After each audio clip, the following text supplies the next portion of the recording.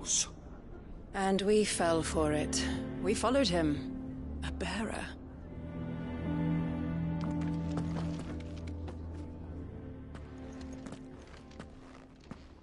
Forgive me for disturbing you, but could I have a moment of your time? I've seen your face before. As have I. Lord Underhill, wasn't it? Of the League of Merchants. That's right. I wanted to speak to you about Lubor. The rumors that he's a bearer. All true, I'm afraid. He'll never be mayor now. Not if I have anything to do with it. But what of his wares? Bearer or no, his steel is highly valued throughout the Republic. In this at least he's done the town a service. Might that not earn him a little leniency? Leniency? He pretended to be one of us when he was laughing behind our backs all the while. I'm sorry, my lord, but he lied to us. He lied to you. He cannot be trusted. So what do you propose? Will you drive him from his home? Close his forge? Perhaps. That is a question for the people of Dalimil, and they will thank you not to get involved.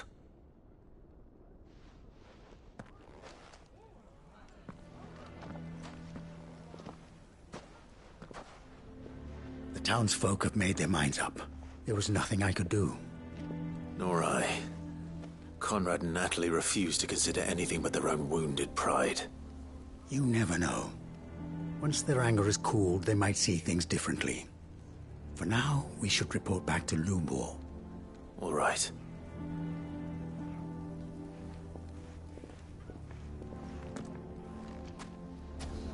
Why do they always have to make such a fuss outside? It's driving Why the away hell our would Victor customers. take the bearers? I assume the situation is hopeless? There's still hope. But...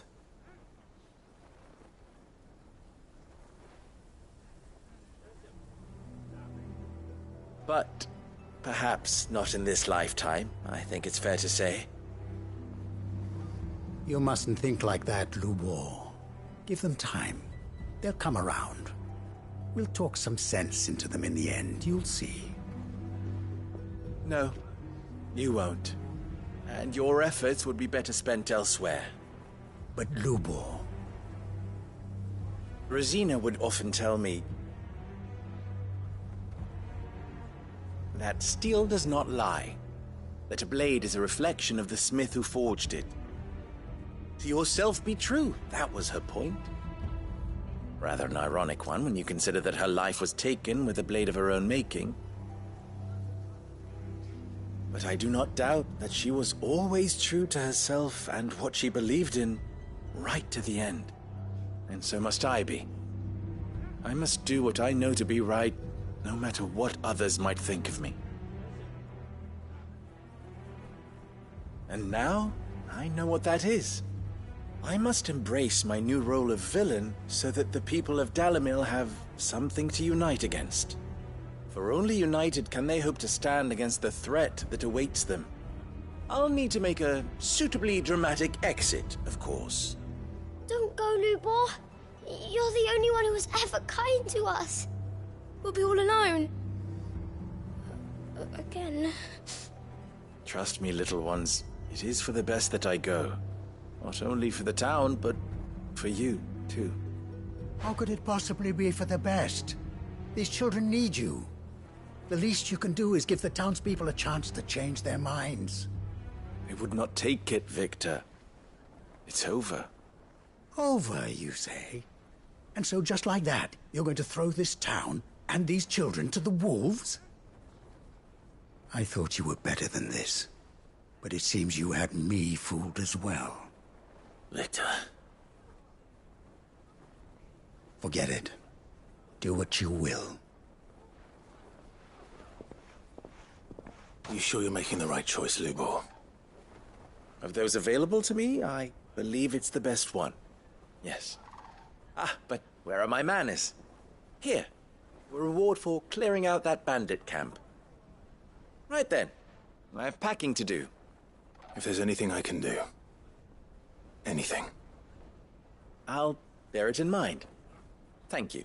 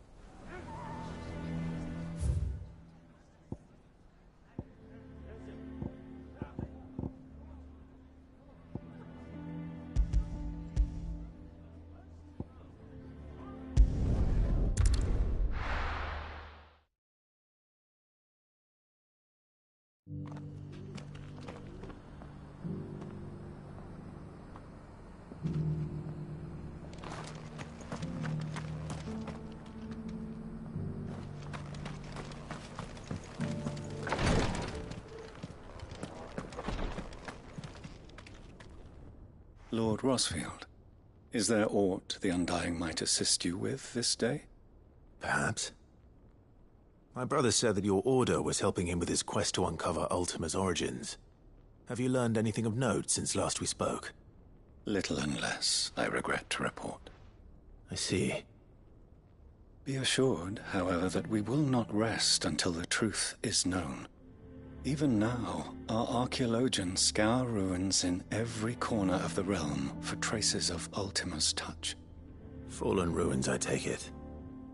Dating back as far as Phoenix Gate. Indeed. Ultima's thralls are oft sighted among the remnants of the fallen civilization, as if protecting the secrets concealed within. Secrets we'd see unearthed. Should our methods be of interest, my lord, mayhap it would please you to observe some of our number at work. Would that be possible? Of course. A survey is being conducted not far from here. Perchance you are familiar with Kretov, a small hamlet built around a fallen airship. I was due to visit my colleagues there to collect their preliminary findings, but if you would consent to do so in my stead, I'm sure that they would be honored to relate any discoveries they have made to you directly. All right. I'll go and meet with them. They will be most gratified, I am sure. Might I suggest you take the road through Titan's Wake? It will lead you straight to the village after but a short walk. Thank you. I will. I wish you a safe journey, my lord. May the Firebird's flames burn ever in your heart.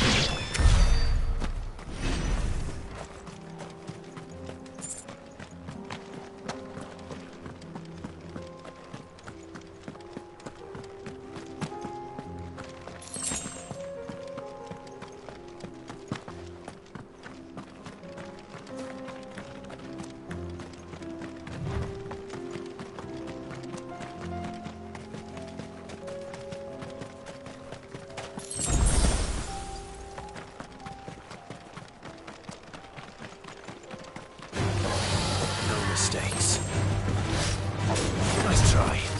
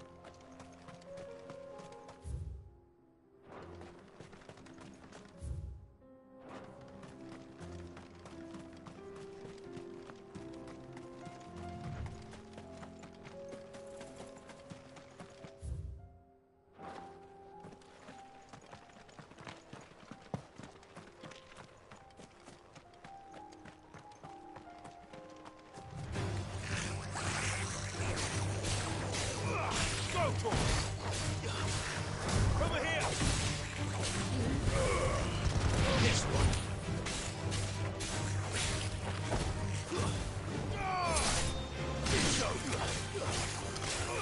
Over here!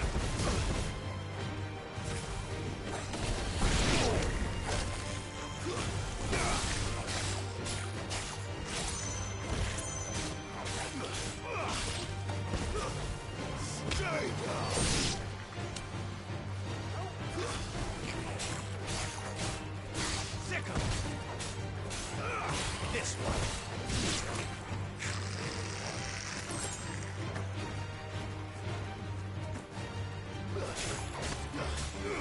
Get him. Go to him.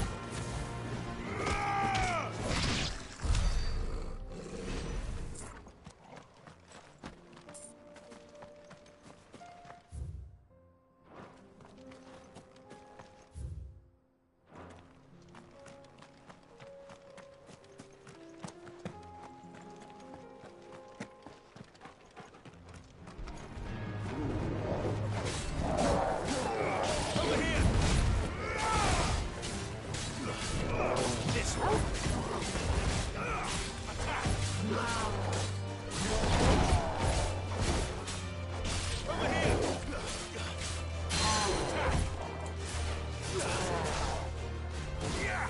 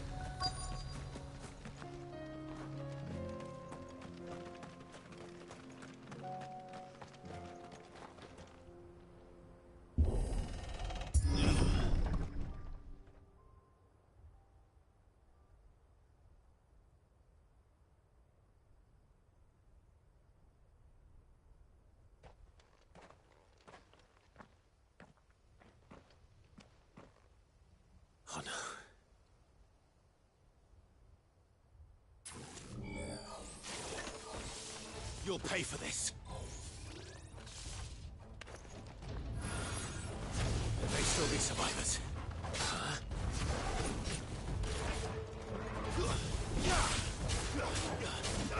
Over here!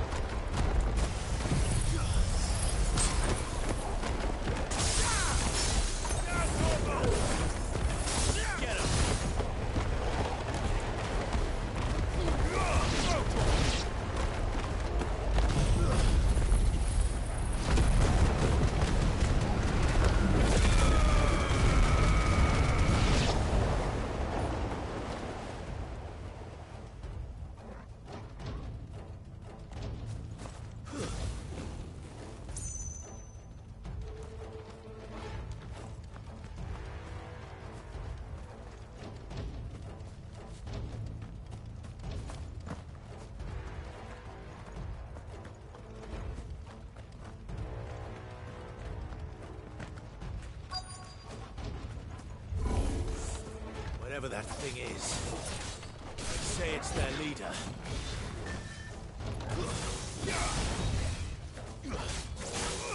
Get him! Over here! Go for it! Get him! This one! Waken! Too slow.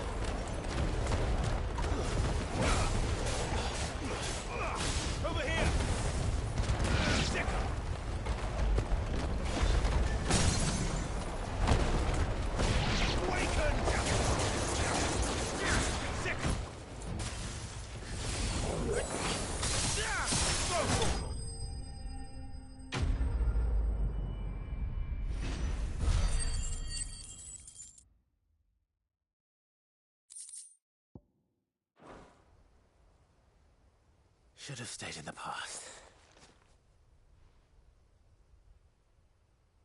These must be Cyril's colleagues. You have our thanks, stranger.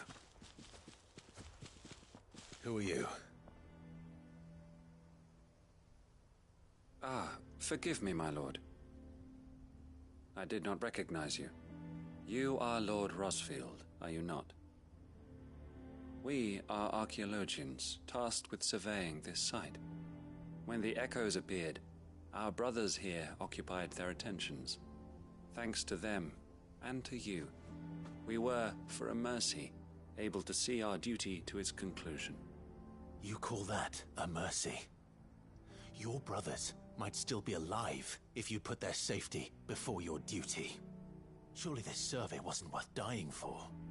We are charged with uncovering Ultima's origins. A duty of the highest import, as I'm sure you will agree. And you think your dead brothers would agree with you too? I know they would. They gave their lives for the cause, an honor to which all undying aspire. Now, to what do we owe the honor of your presence, Lord Marquis? Cyril told me of your work here, and I agreed to collect your findings in his stead. I see. That is most kind. Pray, take them then, with our humble thanks. May the Firebird's flame burn ever in your heart, as it does in ours.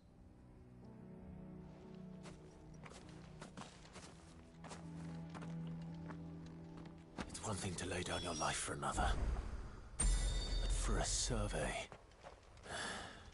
I suppose I'd better get this back to Cyril.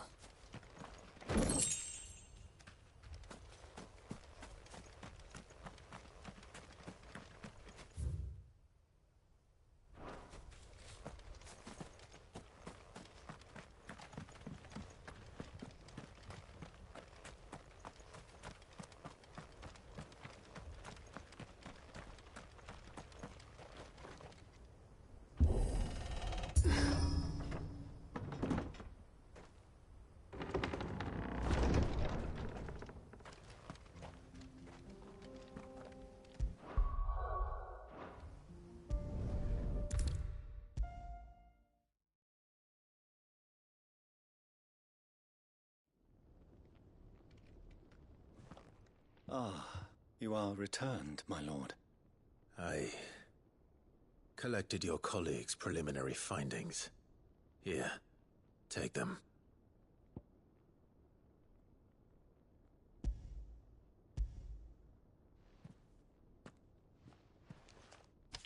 My thanks. I shall study them, and inform you forthwith if I discover aught that might aid you in your fight against Ultima. Cyril, your survey party suffered several losses in Kretov. Losses which could have been avoided, had the others not chosen to complete their work, instead of saving their friends. Were these your orders? No. This was their choice. Every Undying devotes his life to the service of the Phoenix. It is our sole duty, and should we die in discharging it, so be it. Even when death is avoidable. My lord, I fear that this is not a point over which it would be fruitful to argue. The Undying have served the Phoenix for countless generations, and your opinion of our methods, however earnest, is not like to change them. We live to serve the Phoenix. Our very order exists for that purpose, and that purpose alone. Cyril, I know that you and your brethren answer only to Joshua, but allow me to offer you a word of advice. It does not further the cause of the Phoenix to have his loyal followers surrender their lives without good reason. Provide your survey parties with an escort, that they might live to do their duty for years to come. Think not only of how you can serve the Phoenix, but how Joshua would want you to serve him. Please. For all our sakes. I thank you for your advice, my lord. If you will permit me to respond, our faith in his grace, Joshua Rossfield, is absolute. And we of the Undying will do what we believe is right to fulfill our duty unto him. As first shield to the Phoenix, I am sure you understand what it means to do one's duty. I do. Then we are of the same mind. And it is my hope that we may continue to do our duty together.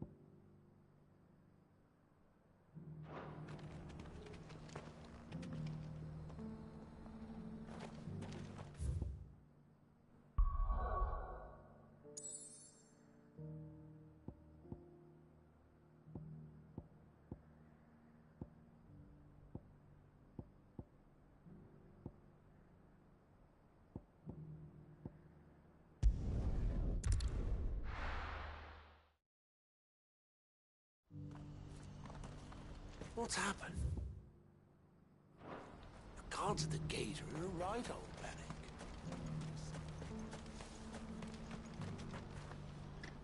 panic. Clive.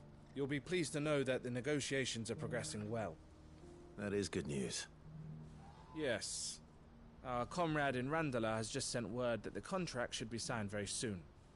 But I still have much and more to prepare. It's a huge undertaking moving this many bearers at once. You couldn't do me a quick favor, could you? What is it this time? More wild beasts? Nothing like that. I just need you to go over to the caravans and ask El how long we have until the bearers arrive. Find out exactly how much faster I need to get all these supplies moved. All right. I'll go and ask. Thanks, Clive. I owe you one.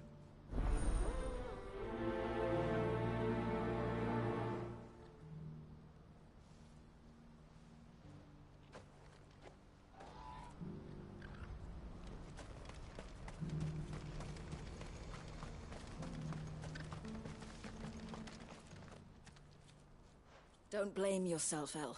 This is their fault, not yours. I know, but... No buts about it, all right?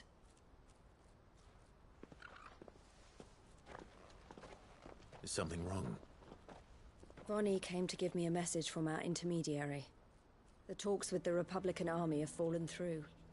They've reached an agreement with the Silver Peak Consortium instead. Though prices have fallen of late, we deliberately offered above the going rate to try and deter other bidders. But the Consortium offered double what we did, and the army jumped at the chance.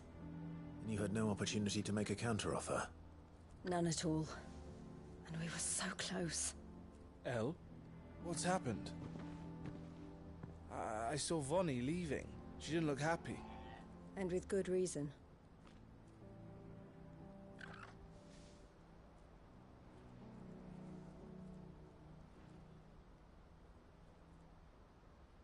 But I thought we were the only ones the Fist were speaking to about the bearers. How did the Consortium even find out about this? It's not so surprising. They have ears all over the Republic. This isn't over. The Consortium will have to sell these bearers eventually, and at the price they paid, buyers will be few and far between. I'm going to Randalar myself. Alone? You sure that's wise? Are you offering to be my bodyguard? How kind. Meet me at the checkpoint near the capital gates. I'll send an owl ahead and request a meeting. You go to Cashlock, Theo, and get everything ready. We've waited far too long as it is. Even if I fail to free these bearers, there will be others. Someone needs to prepare the place and keep any prowling beasts at bay. Oh, and that's me, is it? Well, it looks like I'm following orders till she gets back from meeting the Silver Peak Consortium, who've been doing their best to undermine our scheme. She'll never join them after this, surely. No, she said it herself. She still has plans for Cashlock, even if this one falls through. She means to stay with us, then. I can't say I'm not happy to hear it, but... is this what she really wants? You have to trust her. You're right. It's what she wants now. And if El's off fighting for the cause, I should do my part too. So I bid you farewell and safe travels, my friend. I'll gather my men and leave for Cashlock. We'll make sure the place is well stocked and defended. You go to Randalar and see if you can stop my sister biting the Consortium's heads off. If she won't consider her prospects, someone has to. I'll do my best.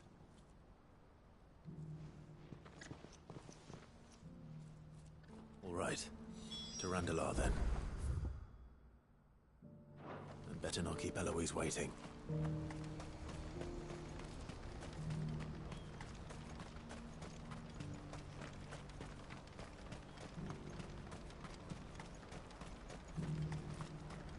What I wouldn't give for a hot meal. When are they gonna let us through?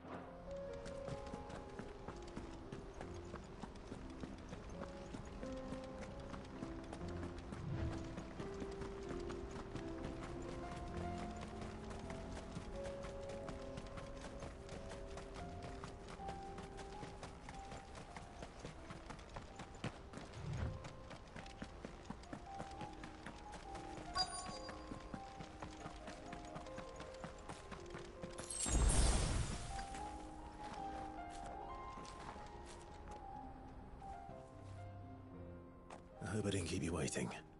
Did you arrange to speak with the consortium? Here they are now. You wish to consult with me? I did. It's about the bearers you recently purchased from the Fist. We had all but finished making arrangements to buy them ourselves, and then you stepped into the fray. You misunderstand. The consortium had an interest in purchasing them from the very first. It was only our regard for you that kept us from bidding. But your hesitancy in accepting our offer to you suggested that the regard was not mutual. And so we resumed our business. I did not hesitate. I am simply not inclined to make such decisions without first giving them due consideration. But what is done is done. Come then. How much do you want for them? Alas, you are too late yet again.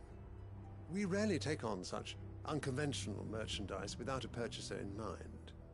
The bearers belong to him now. Who is your buyer? A trader from across the water. A most demanding fellow, if it's any consolation. He insisted the bearers be fed, dressed, even given their own bunks for the voyage over. That's what you get when you deal with continental types. I wouldn't know. Oh yes, the culture on the continent is quite different to ours.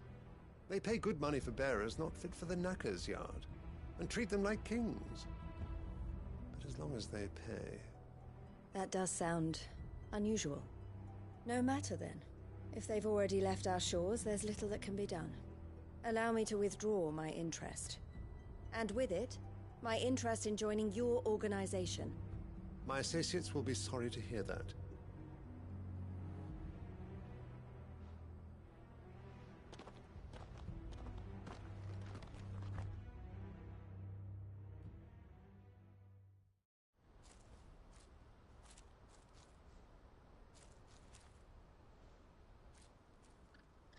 I'm sorry you weren't able to save them.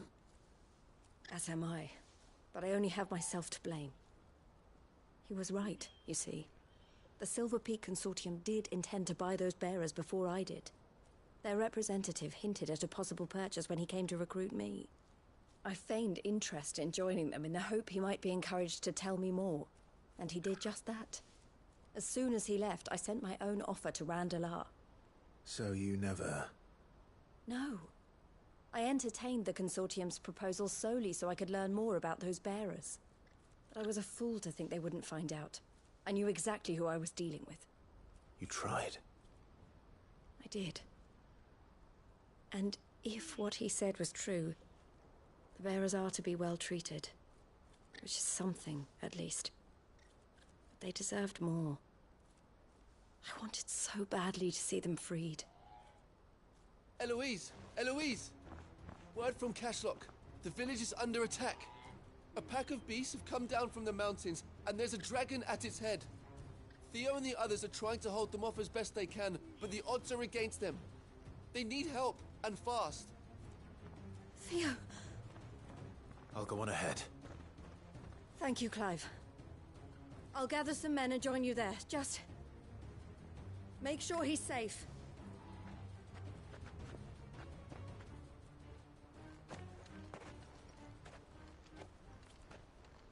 Hold on, Theo. I'm coming.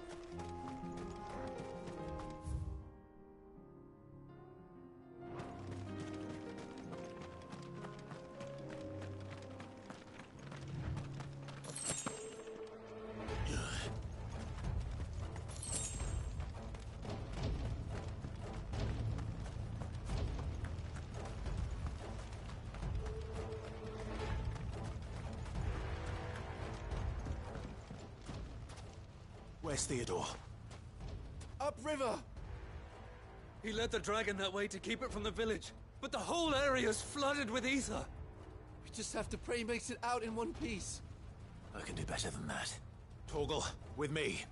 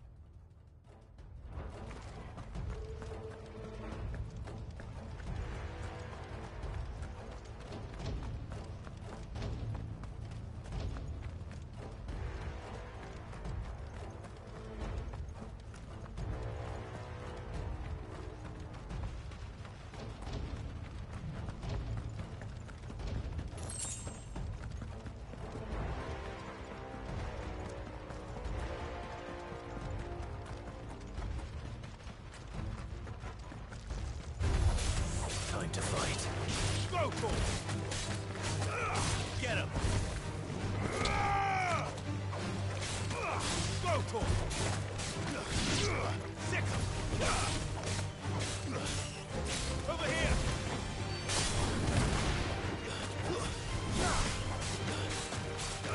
This one.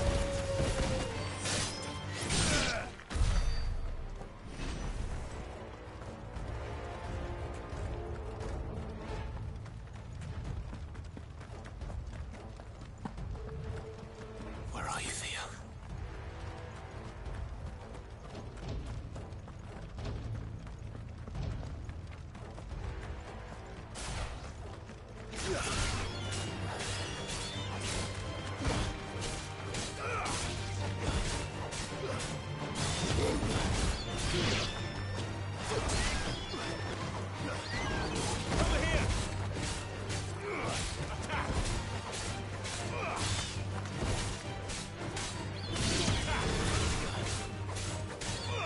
This one.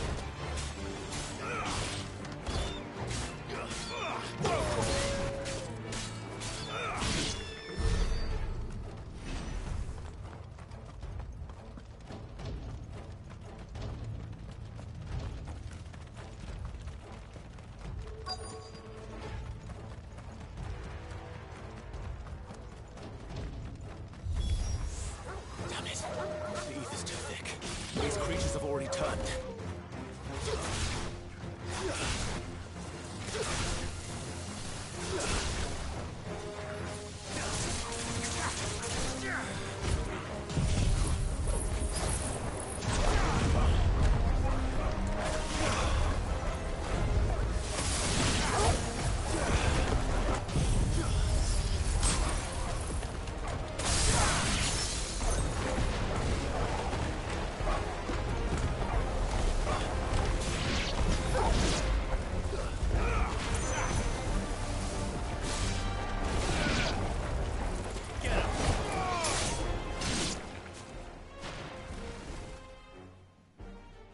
I can't waste any more time. I need to find Theodore before that dragon does.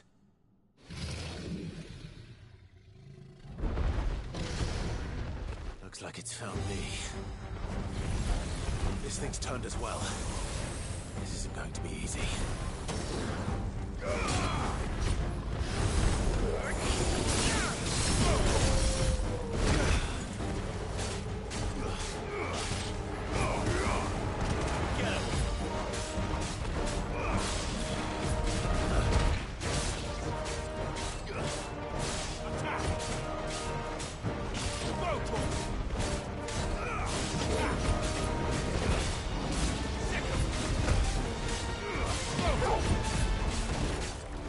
Nice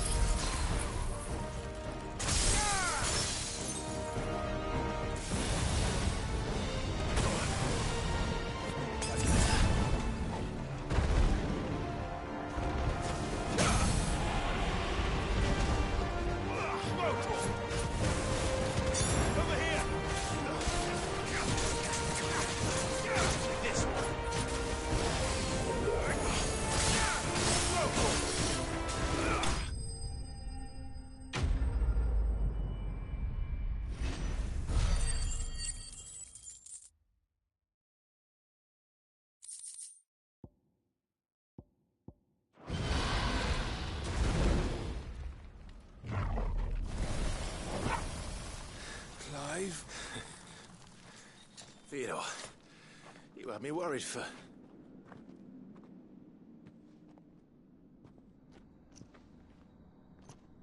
We have to get you out of here.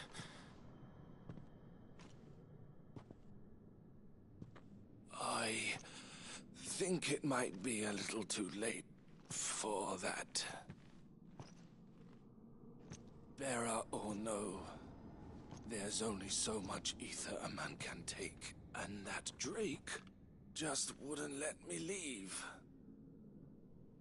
You have my thanks, Sid, for finishing what I could not. For keeping Elle's dream. Theodore!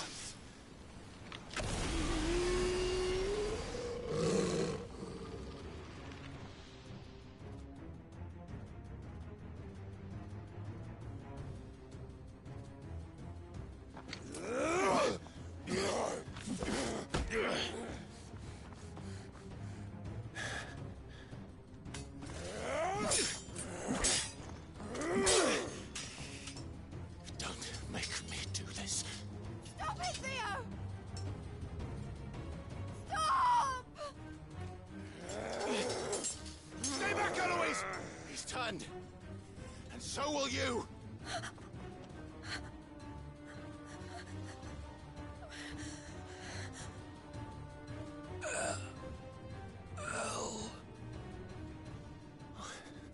Theodore.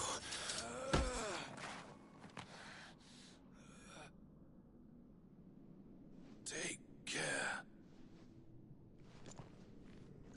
of my sister. Theodore, wait. Goodbye, Elle.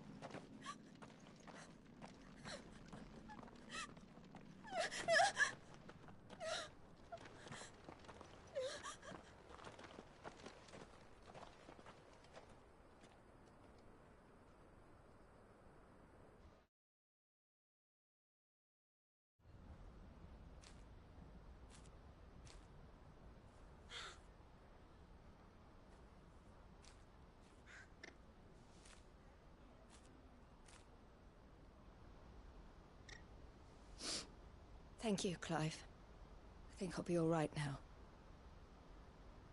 That was true bravery he showed. Leading the dragon away from the village like that. His first instinct was always to protect people. To put others' well-being before his own. And now he's gone. Because I sent him to that place, against his will. It wasn't against his will. He was ready to do whatever it took to show you he could stand on his own. So that you would finally be free to live your own life. To live my own life? He never could come to terms with the choice I made. What exactly happened? You once told me Theo was the first bearer you ever helped.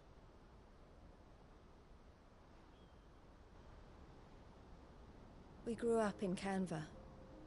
We were born to one of the great trading houses. And I was chosen to inherit the family business. I had my father's head for figures, you see. Theo did not. While I studied the art of commerce, he played at soldiers instead.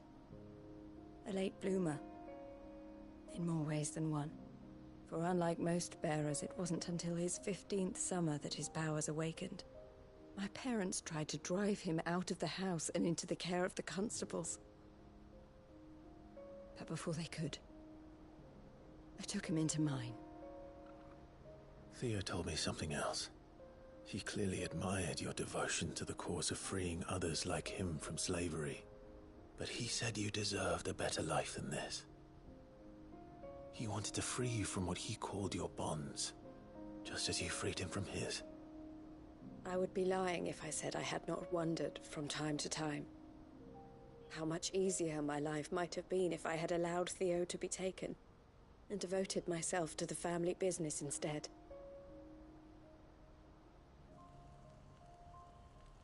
But I have never regretted the decision I made. Being with my brother meant more to me than tradition or reputation. I only had to look at him to remind myself of that night and the choice I made and the fact that I would make the same choice again in a heartbeat.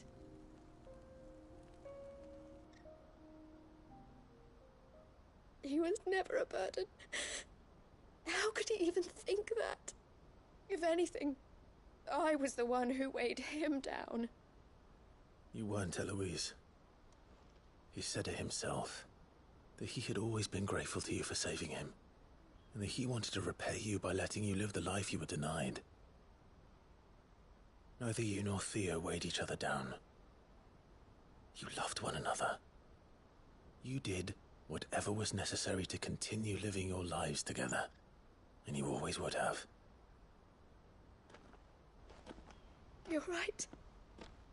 All I ever wanted, all I ever did, it was so we could be together. Oh, Theo, why did you have to...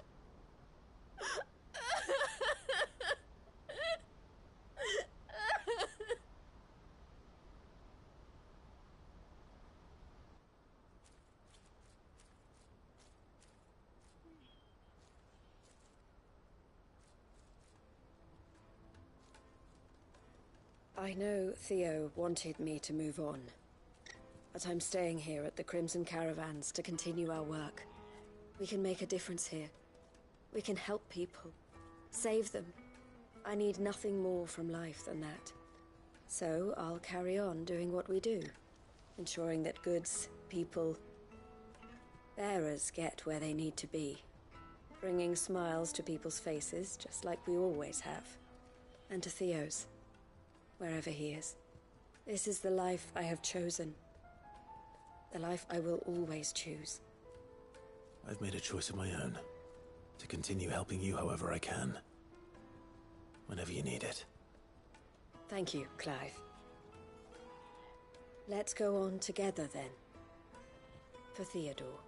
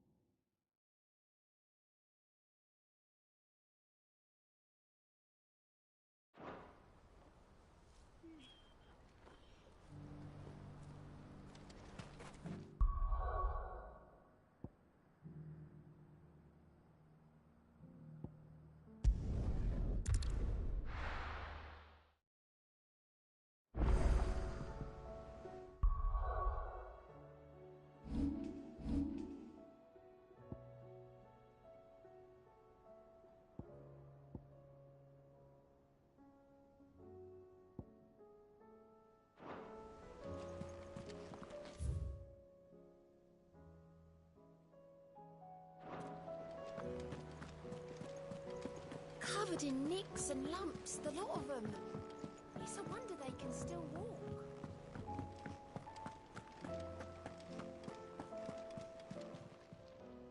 How are you doing? Quick look. Seen enough? Heard the bad news then, did you? What bad news? About Dravost. Blackthorn's old haunt. With the forge and all that. Well, anyway, the mine's just down the road from there are spewing out ether like no one's business. And the village? Safe from the flood for now, but they've got other problems. Akashic. Every creature in the area's either turned or on the way to turning, apparently. Zoltan and the others are living on borrowed time. They need help, and quick. Doris sent a few curse breakers to keep an eye on things, but there's only so much a couple of scouts can do. Except get eaten. If something ain't done soon, the whole place will be overrun. I won't let that happen. Didn't think you would. Does Blackthorn know? I thought it might be better if he didn't. He'd only do something stupid. You reckon we should tell him?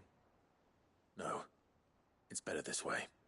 Yeah, well, I can't stand about knowing what's happening out there, so I'm off. I'll see you in Dravost.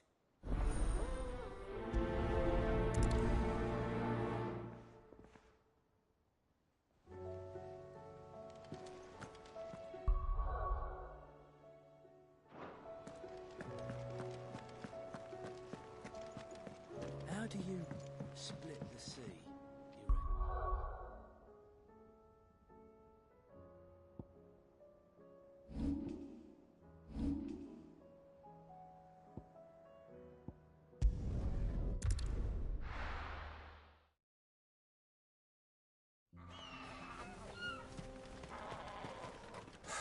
So Dravost is still standing. For now, at least.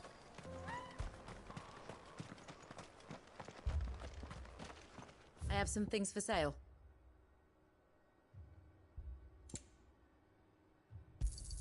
Certainly. Thank you. May we meet again.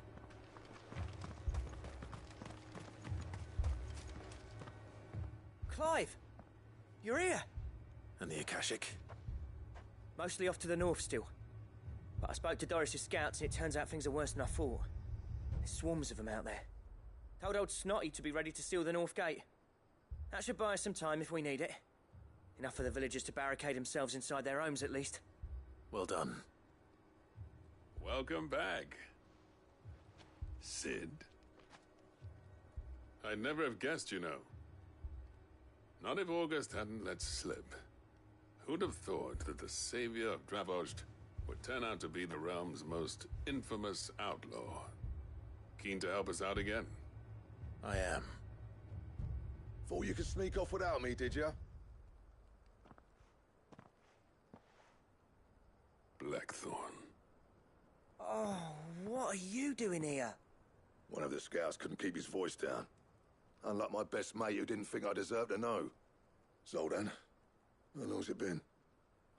Long enough for us two to turn into a pair of old codgers, I see. That your idea of an apology? Prick. Don't listen to him. You only did what you thought was best. For the village and that. I did, yeah. But that ain't the whole of it. Vulcan, our master, didn't leave the chiefdom to the two of us. He left it to me. The best blacksmith in Dravost, barring himself, of course. Bloody stupid tradition, in my opinion. If someone's got talent, you should let them practice their craft, not ask them to settle petty feuds and barter for grain. Our master wasted half his life that way. I wasn't about to let that happen to me. So you wasted half of mine instead? You're what Dravost needed. Under me and my precious ideals, this place wouldn't have lasted a year. So I left to devote myself to the work and spare you lot the consequences. I may be a selfish prick, but I only did what I felt I had to. What you had to do was your duty! Even if it meant we all starved? Enough. This is no time for bickering. You can finish beating each other up once Dravost is safe. Fine. I've said my piece anyway. Yeah, so have I. Sorry, Clive. I shouldn't have stuck my nose in. We're short enough on time as it is. Still, give us a mo, would you? I need to get my head straight before any of them Akashic try to bite it off.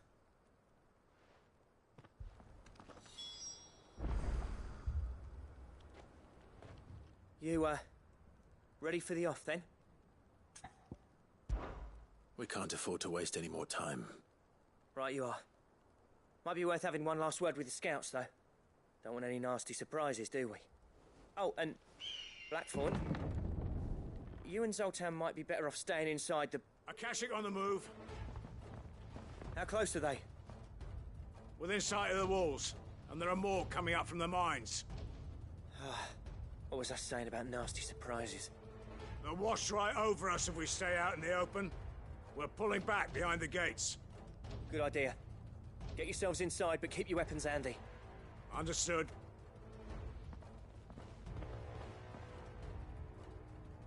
I'm prepared to fight if I have to. Well, let's hope you don't. That's our job. Once the scouts are inside, order your men to barricade the gates. No heroic last stands, you hear me? No fighting at all if you can help it. August's right. I've seen what Akashic beasts can do to armor. The people here are tough and willing, but they ain't equipped to face what's coming. I'm going out there. Start work on the gate as soon as I've left. I'll give you as much time as I can. And if they kill you? You evacuate. But it won't come to that. I promise. You'd better be right. Take good care of Dravoj till I get back. Leave it to me. And give those things what for, yeah?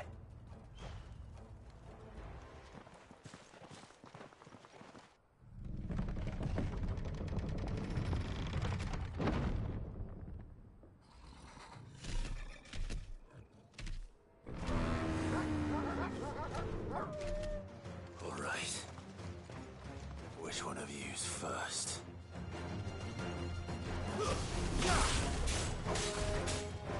Over here!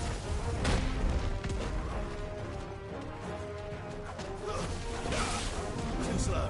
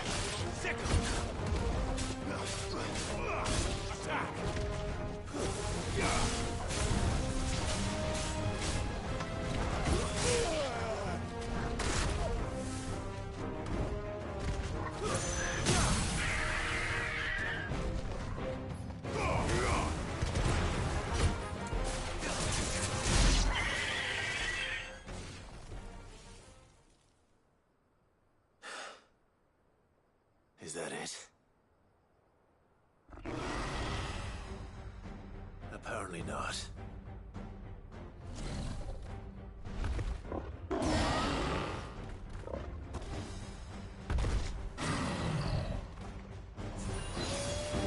not getting past me.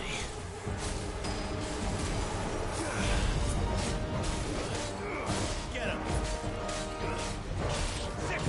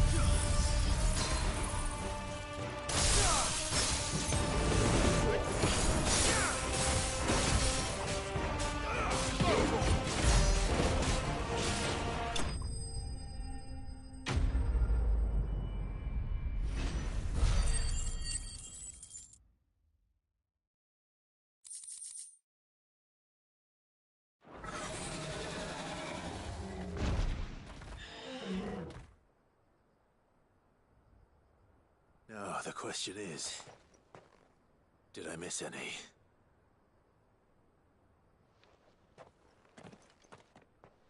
Man alive! You still in one piece! I slew as many as I could. As many as I could, he says. The old bleeding lot, more like it. Well, almost. Only almost. Yeah, one or two did try to sneak over the wall. But we got the bastards, don't you worry. Good. Though you do know, more will come in time. In time, yeah. But we can think about them later. Let's get you back inside.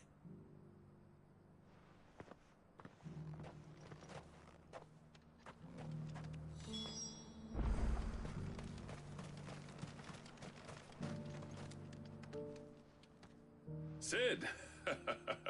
You're even more fearsome than your reputation. Enough to give those Akashic monsters nightmares. I almost felt sorry for the wretched things. But mostly, I felt grateful. Dravojst won't forget what you did today. I'm afraid I've only delayed the inevitable. There's no getting rid of that ether flood. Meaning that any living thing which stumbles into those mines will end up clawing at your walls again. And that's if the flood don't spread. If it does, well, I hate to say it, but the village's days are numbered. That may be, but we're staying just the same. With ether floods springing up all over, it's no less safe than anywhere, and more importantly, it's our home. We'll fortify the gates to the north, and I'll see that they're guarded day and night. All right. Then we'll give you a hand shoring up those defenses. As for you, Blackthorn, that's twice you've turned up when Dravoj needed you. So, thanks. I shouldn't have stayed away so long. And I shouldn't have left without talking it over with you first. Too bloody right you shouldn't.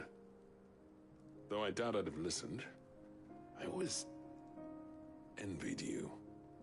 How you made everything look so easy when, for me, it was anything but. You leaving gave me the perfect excuse to hate you. And from that day on, I never once stopped to wonder what it would have been like if you'd stayed. But what you said earlier, it was true. You'd have been the death of this place. Finally, something we can agree on. I hope you see the sense of it eventually. You kept this place alive. Alive, perhaps. Wealthy even, but Dravoj isn't what it once was. Our work used to be the pride of Dalmekia. Now, we churn out the same rubbish day after day because it's easy and turns a profit. It's not about the craft anymore. I wouldn't send my sons to war wearing the shit most of our smiths are making. I've kept working, honing my skills, trying to lead by example, but no one sees the point. The average castle apprentice has as much passion for the craft as our current lot. Come back to us, Blackthorn.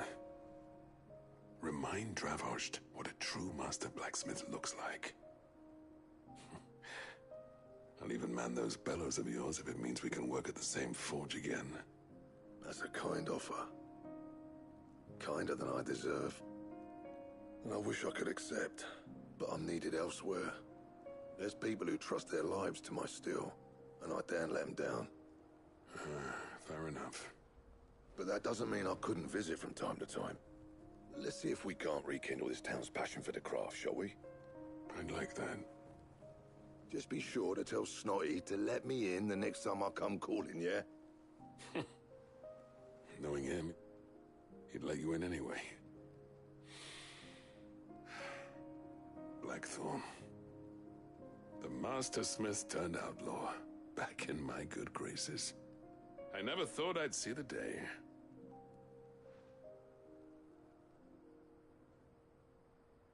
I'd say that went pretty well, wouldn't you? Even better than I'd hoped. Sid, I've got something for you.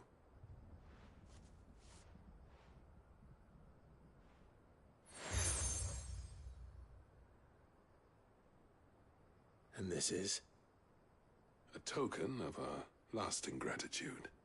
But I'm of a mind to make you a far grander gift. Designs for a certain sword have been passed down from chief to chief for generations. Now hold on, Zoltan. There's a reason no one's made that blade in centuries. There's not been a craftsman equal to the task. I'll admit your cinders make impressive steel, and I've learned to own an edge Odin will be proud of. But the engravings on that thing are enough to make a jeweler cry. And they're not just for show, either. Have you forgotten what brought you back to Dravozd in the first place? A certain ring? I knew I'd never surpass you with the hammer and tongs. So I turned my hand to a different kind of metalwork. Between the two of us, I'd say we're the equal of any master craftsman ever to have graced a forge.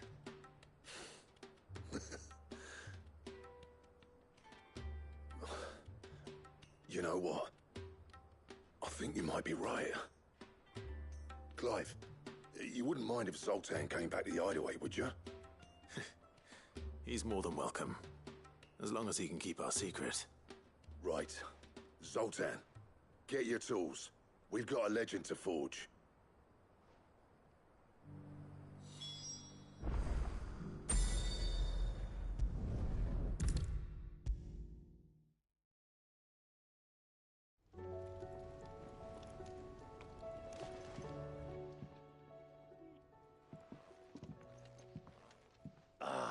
The man himself. We were just about to make a start on that sword I promised you. It's funny, but none of this would have been possible without your help. You remember Camille? We'll be using his leatherwork for the grip. The steel, meanwhile, will be tempered in a fire, burning the cinders you charmed out of old Zoltan here. And that whetstone from the Outer Isles? That'll be what gives the blade its edge. And the final flourish will be my talented colleagues' engraving. A team effort led by the greatest blacksmith alive. Now, save that talk till the thing's finished, yeah? Right. I'm ready if you are. To the bellows it is, then.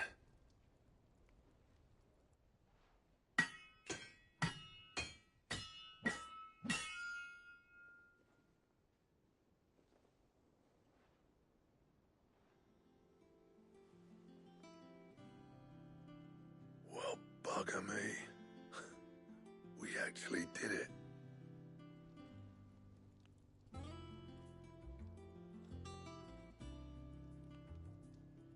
The sword to end all swords. Ragnarok. It's quite something.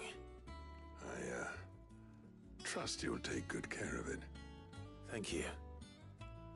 Both of you. So, does this make you pair the greatest craftsmen alive, then? This? Nah. This was just following the footsteps of the greats of old. It'll take more than that to earn us our place in history. But we're up for the challenge. Here. A list of materials. Zoltan and I got talking on the long road back from Dravozd. We reckon with those items there, we could craft something even better than the Ragnarok. Something worthy of a legendary outlaw like yourself. That's a weapon I'd like to see. You leave this list with me. I was hoping you'd say that. One legend at a time, eh, lads? Before you start on the next, who fancies raising a cup to Friendship Reforged? Good idea. No more drinking to forget my past. It's about time I had something to celebrate. Then tap the kegs! Vulcan's boys are on their way!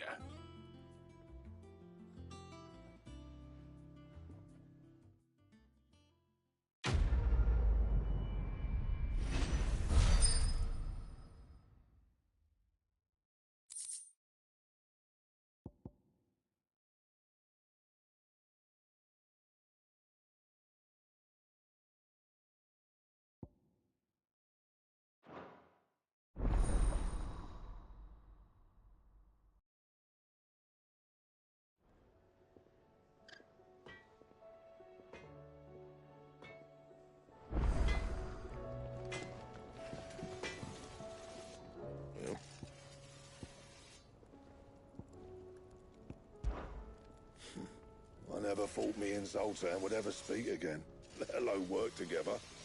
And if it hadn't been for you, we wouldn't. You've been a good friend to me, Clive. The best.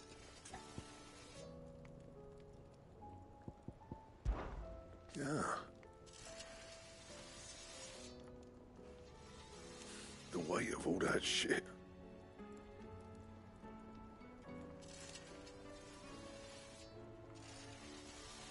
Clever girl, that one. What's saying for you, dear?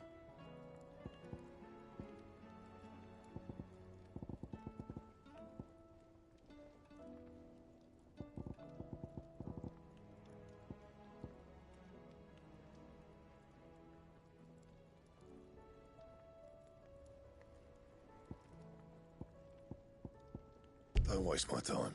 You ain't got the stuff. Anything else?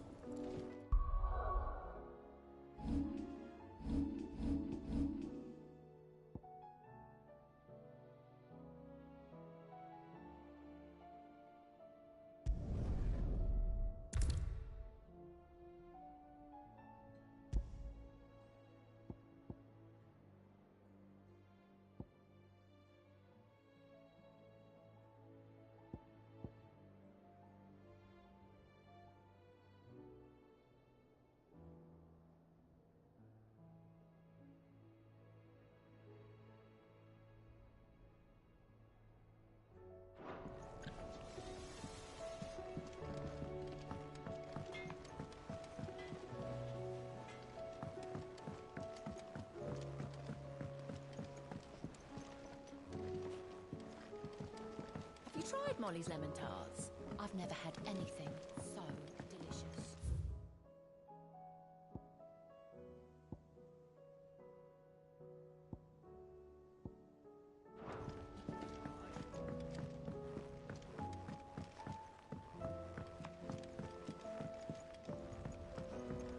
Canva lost.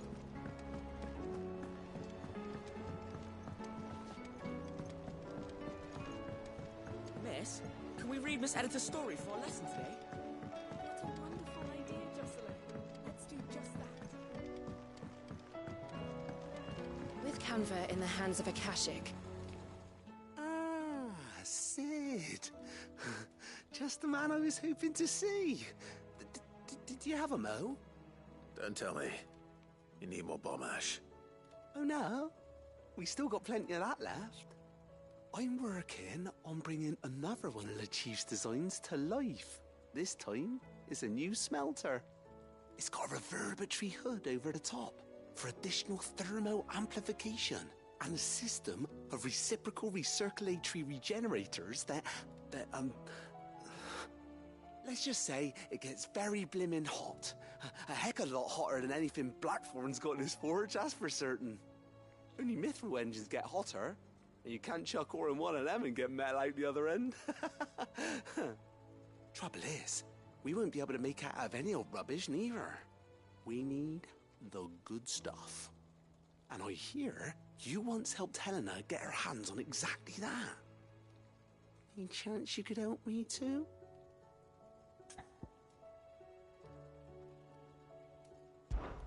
If it's for the good of the hideaway, I'd be happy to. Oh, it is. I promise you. So, what exactly is this good stuff you need me to find? We've got a couple of examples here. Spherical echoes, we call them. More fallen materials. So this smelter is similar to the mithril engine in more ways than one. That's right. They're a bit like the thermal helms. Fallen ceramics deal with heat like nothing else, see? And what's more, they're directional, transferring heat from the inside to the outside. But these things, they're all outside. If we line the hood with them, they'll reflect the heat right back into the furnace. We've collected as many as we can, and I know where we can get the rest. Trouble is, they're all watched over by their bigger, uglier cousins. So you want me to visit some ruins, destroy some echoes, And bring back the spheres they're guarding. That's it in a nutshell, yeah. We're only 3 short, mind. And we know exactly where they are. There's one up Amber Way, in that ruin that they call Lost Plume, and another in the Silent South, over in Dalmekia. Last one is in the ruins of Advent, which is in the Empire. All right then. Wish me luck. Will do. I'll be keeping all my fingers and toes crossed.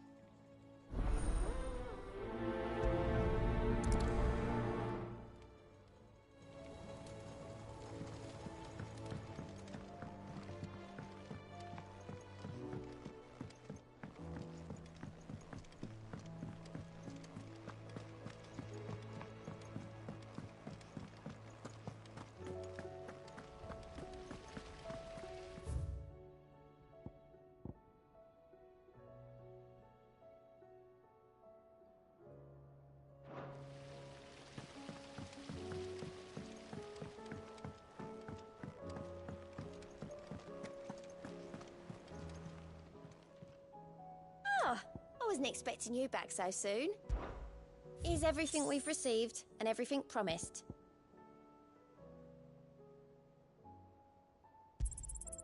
All yours.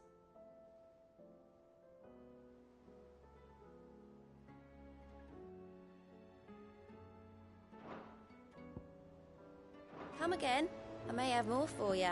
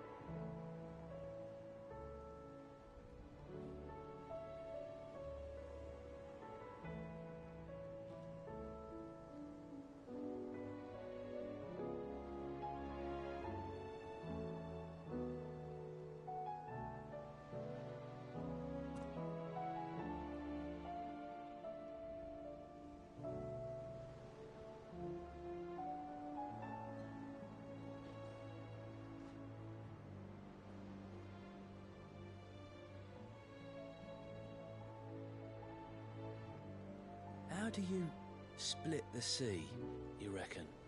I reckon we're better off not knowing.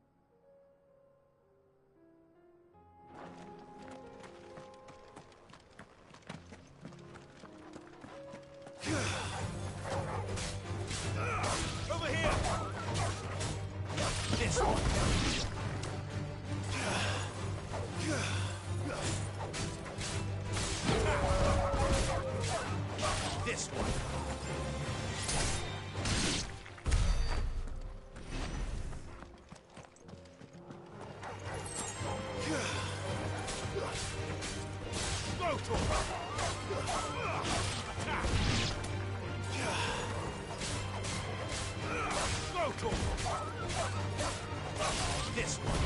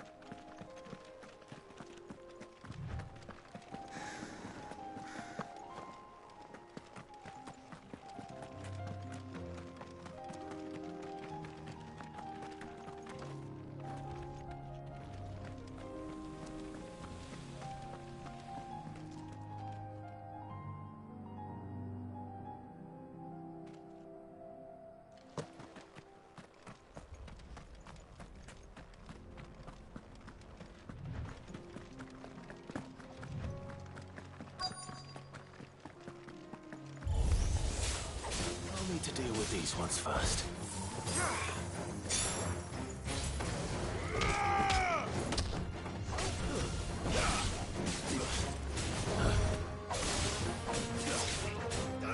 Go to him!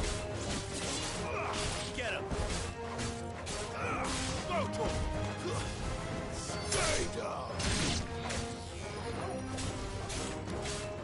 Over here! Nice try.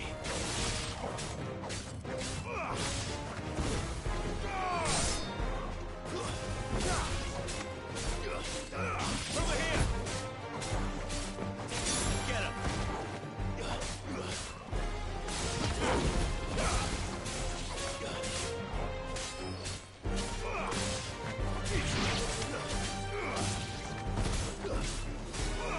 Get him!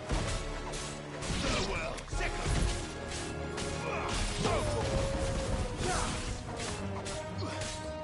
Attack!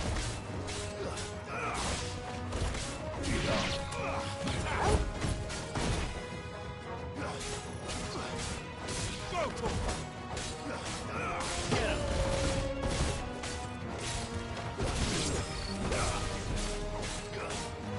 Sick him!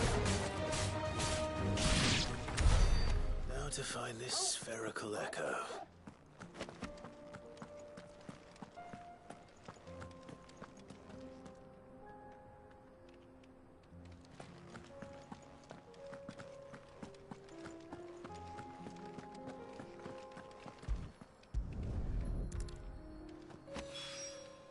This is it. Right then. Just two...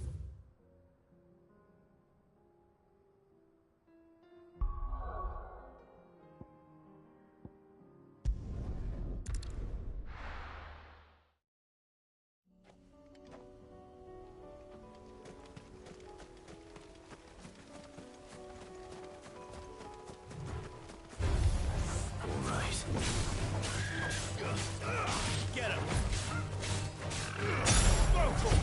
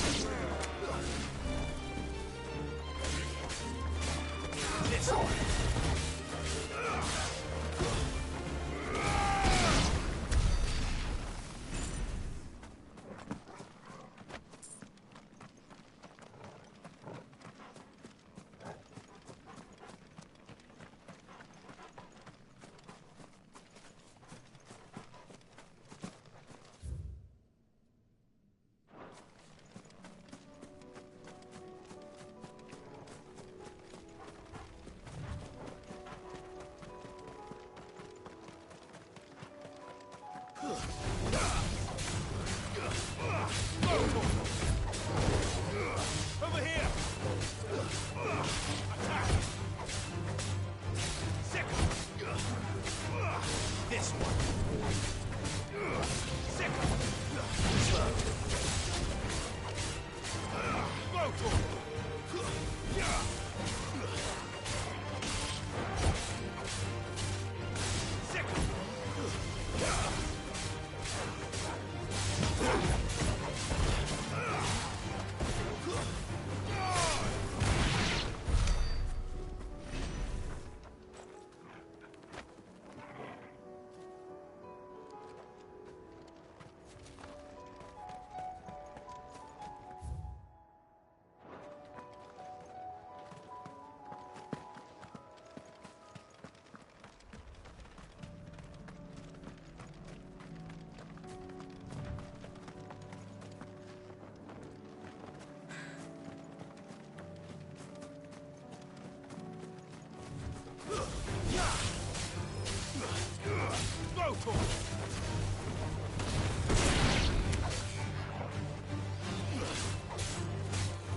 Second!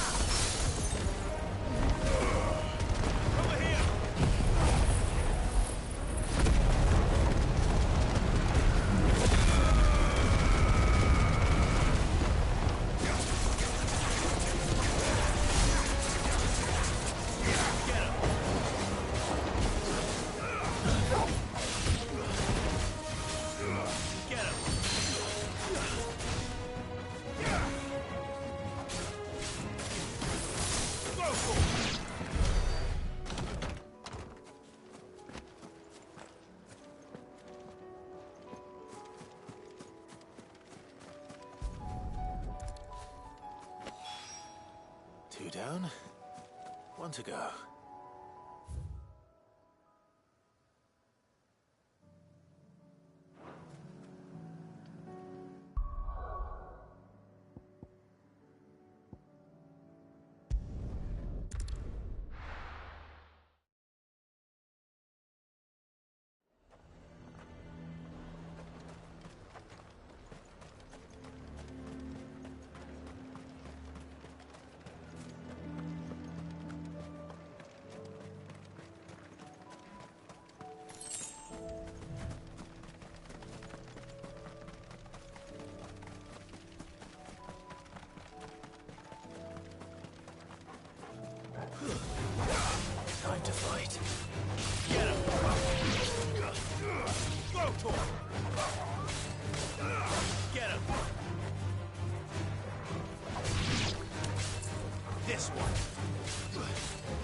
Go for it! Get him!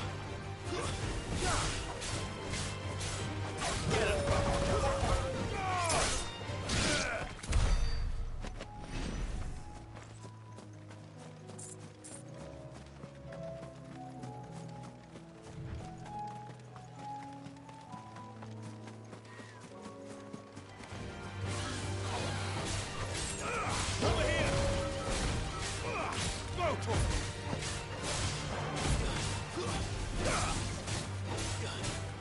Over here!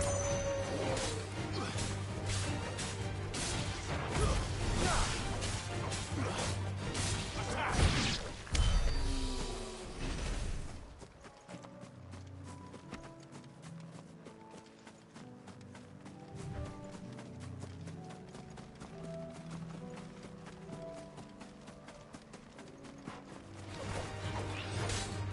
Get him!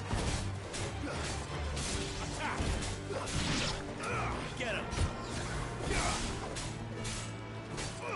Over here!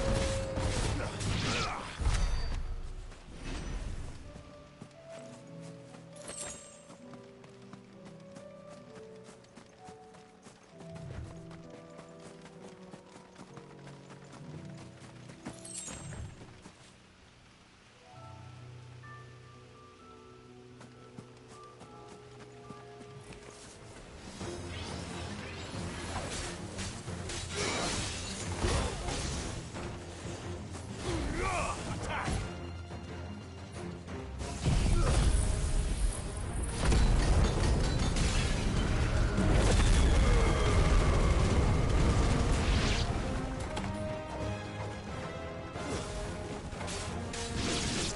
Go to him!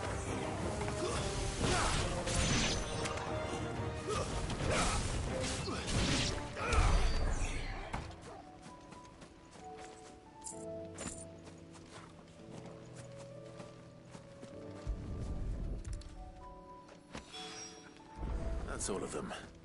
Owain can uncross his toes now.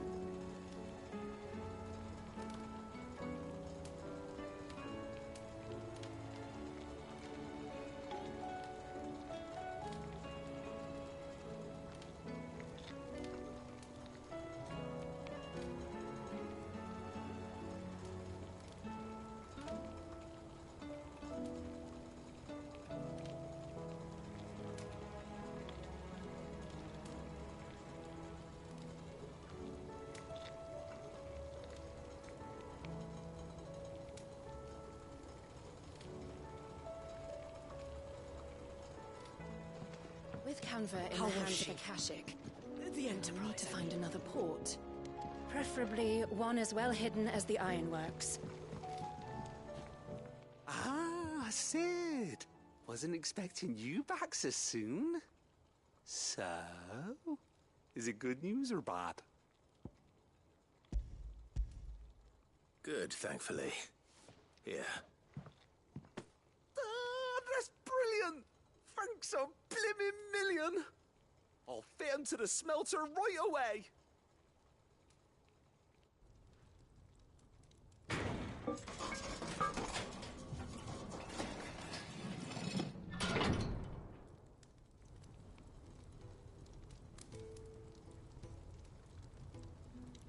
May I present to you the Telemon Furnace! Ain't bad, is she? She's a beauty. You saved my bacon again, Sid, and I ain't about to let your good deed go unrewarded. It's fine, really. My bag's flexible enough already. Oh, don't say that. I'm sure I can make a few improvements to it yet. You could just buy me a bigger... How about that clasp? Looks a bit stiff. Reckon you could loosen it up and make some more room? And I reckon I know how. With a new alloy we've been working on. The Telemon Furnace was just what we needed to perfect it. It's a metal, see? So it's lovely and strong, but it's also, well, stretchy, if you can believe it. Stretchy metal. Well, if you insist. That is the spirit. You'll love it, I promise.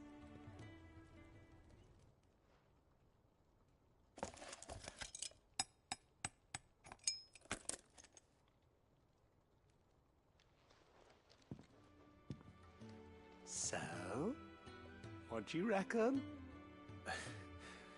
It's actually quite ingenious. Thank you, Owain. Shh, don't mention it. You earned it. And I wanted to get some practice in using that metal anyway. Reckon we'll have all kinds of uses for it around the hideaway. Can't think of any right now, but that's our job, innit? Dreaming up new ways to make life easier around here. Maybe even out there, too.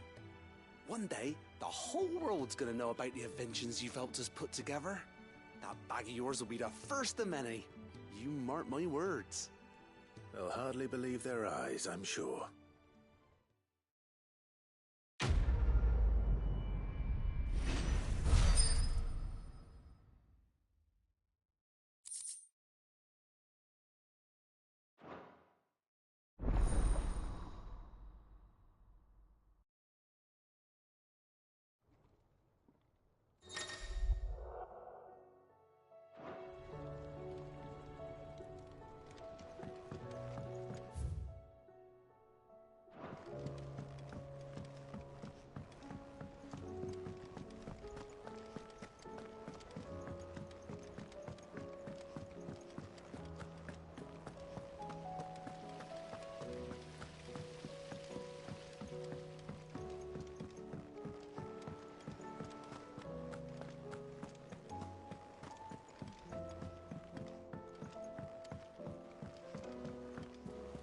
Covered in nicks and lumps, the lot of them.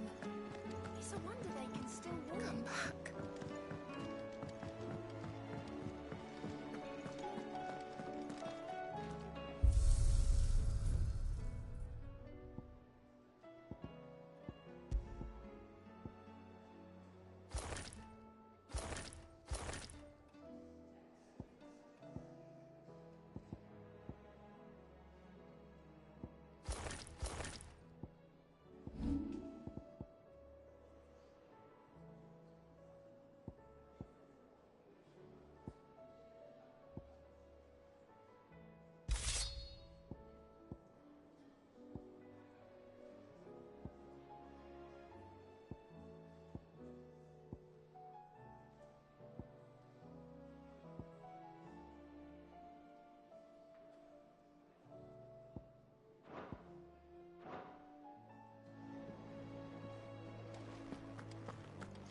The stew's awfully thin these days.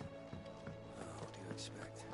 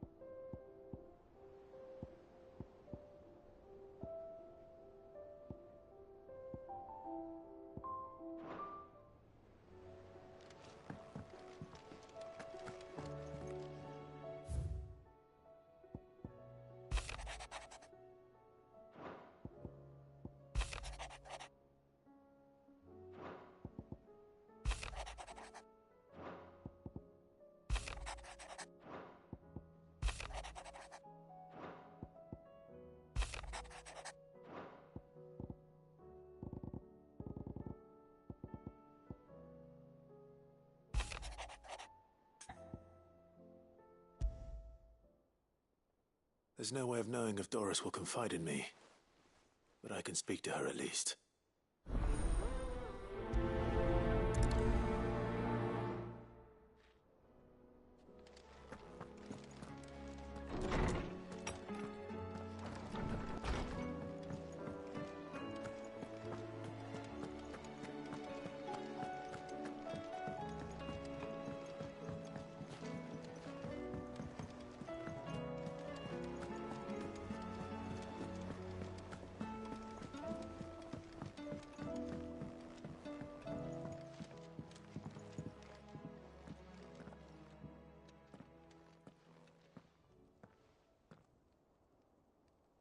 Where are you? Can I help you, Sid? I'm looking for Doris. Is she here? I'm afraid not. She's at Martha's Rest on a job. My job, actually. When she heard what the mission was, she insisted on going herself. Alone. Did she? What was the mission? Following up on some new information. Once they'd settled in, the bearers you helped liberate in the Dragon's Eyrie were keen to talk about their imprisonment. And about their captor. The slaver Cole's team were tracking when they were attacked by the Beastmen. I'll go and find her. She's at Martha's Rest, you say? If she's not moved on already, yes. I hope everything's all right. Why would Doris insist on going alone? Maybe Cole was right to be worried.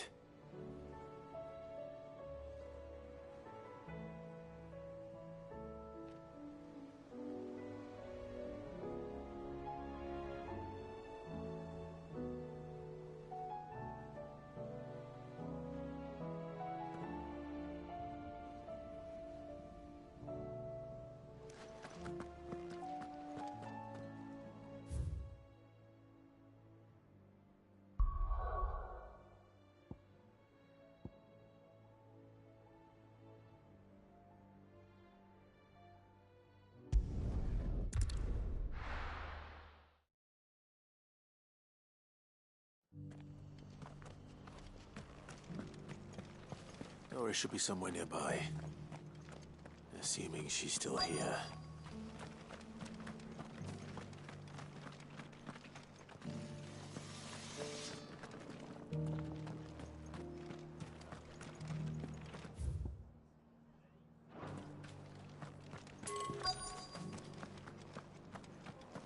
I've got greens of all shapes and sizes.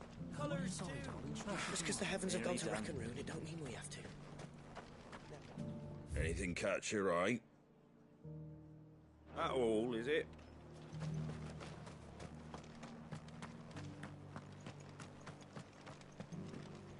The world seems to be changing so fast lately I can hardly keep up. But what I do know... Want to know how to tell if the world's going to rack and ruin? Look for busy bladesmith. It doesn't still hurt, does it? It's been a pleasure, Doris.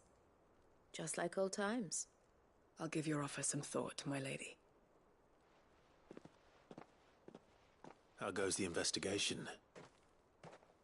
Sid, what brings you to Martha's Rest? You. I heard you were out here on your own, tracking our slaver. I trust you're being careful. Of course. And it had to be me. The bearers from the Dragon's Eyrie confirmed a long-held suspicion of mine that the slaver we've been tracking is an old acquaintance. She's no fool. If we'd come in force, she would have spotted us straight away, and then vanished without a trace. That was her just now, wasn't it? So, was it a fruitful reunion? I'd say so. She tried to recruit me. Seems her time in Rosaria is coming to an end.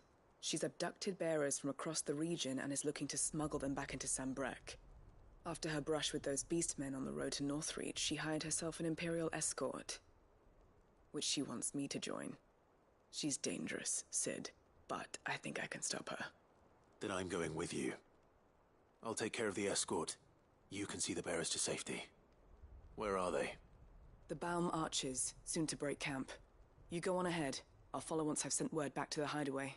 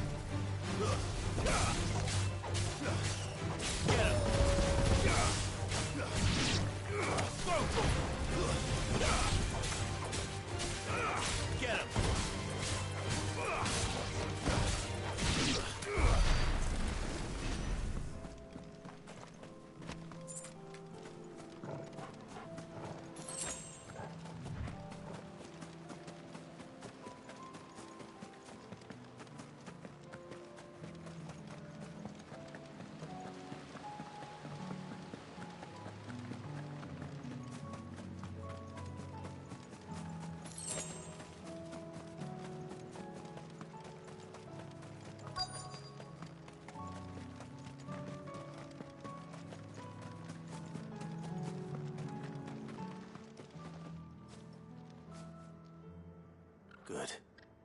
They haven't broken camp yet. How did Doris come to know a slaver, I wonder?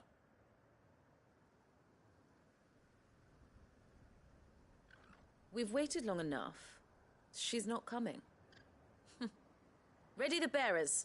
We're leaving. Back to civilization, is it, Mom?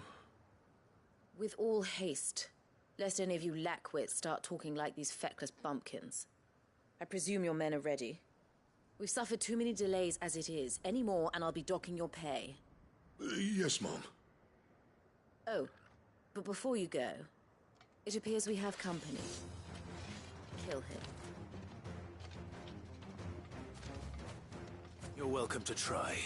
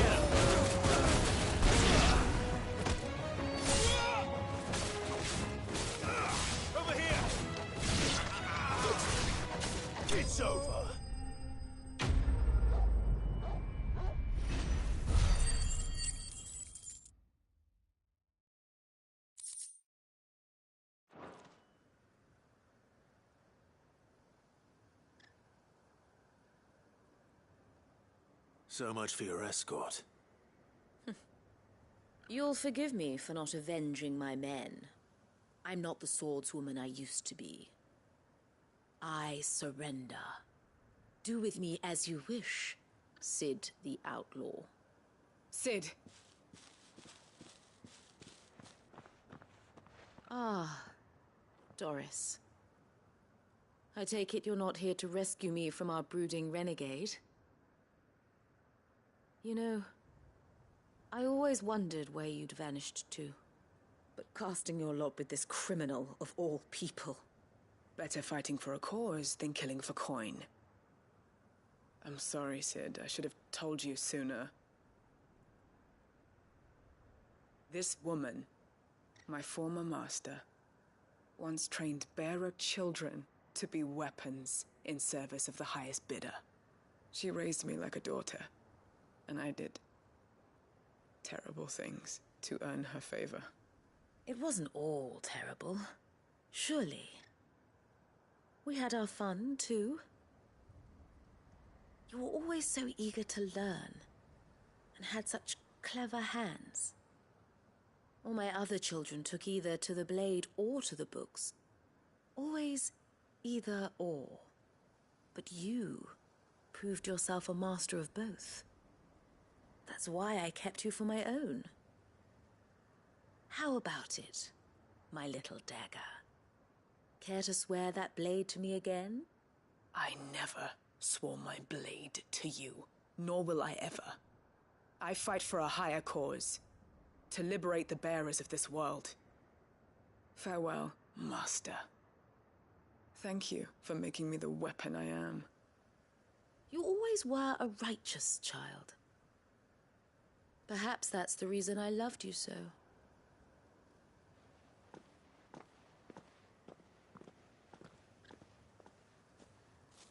What do you want to do with her? I am not the killer she wanted me to be. Not anymore. And she no longer has friends in high places. The dame does, though. Her connections at the Imperial Court will see that justice is done. All right. If you're certain. I am. And thank you for everything. Now, I better let these bearers know that they're safe.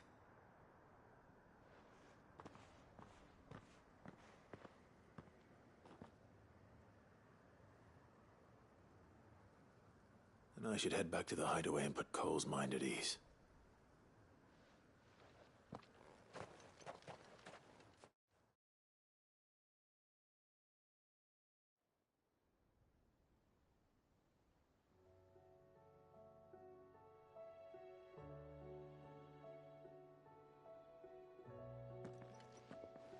Welcome back, Sid. Doris's message just arrived. I hear you saved more bearers from being smuggled across the border. With any luck, they'll be joining us in the hideaway shortly. Oh, and your letter. You don't need to worry about Doris anymore. I'd been hoping as much. She mentioned one or two things in her report. So the slaver we'd been chasing all these months was her former master. Wish I'd known. She's been arrested, by the way, over in Sambrek. Went quietly, or so we're told. And she won't be getting off lightly. The Empire may have no love for bearers, but it's none too fond of black market traders either. Can't have been easy for Doris. I'm sure it wasn't. But don't worry. She'll be all right. I hope so. Suppose you should know, eh? You had quite the past yourself before you came here, or so I understand. Anyway, thanks again, Sid. The Cursebreakers would be lost without Doris. And you, of course. Keep up the good work, Cole.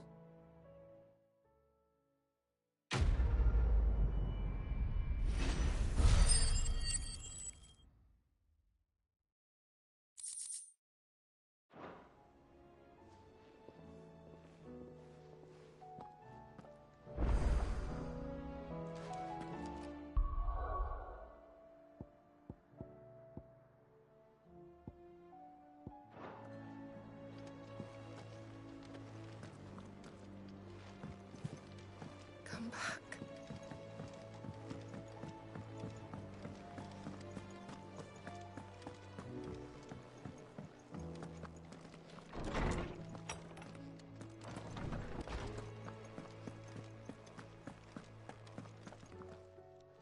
Good morrow to you, my friend. I have a few new notes that might interest you.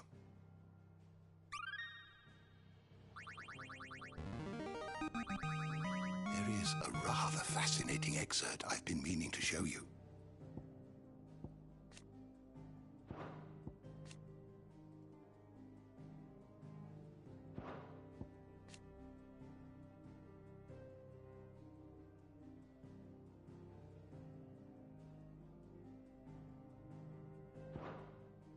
What subject shall we consider today?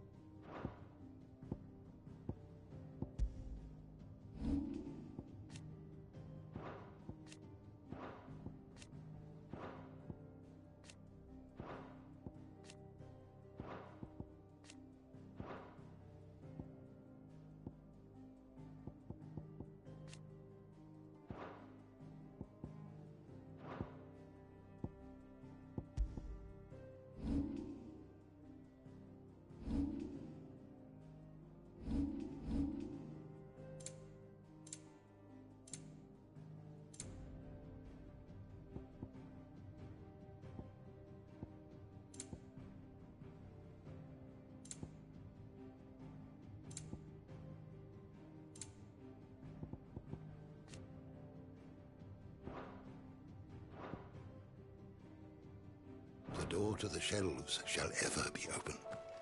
Mid said I could ride the Enterprise next. No, she didn't. She said I could.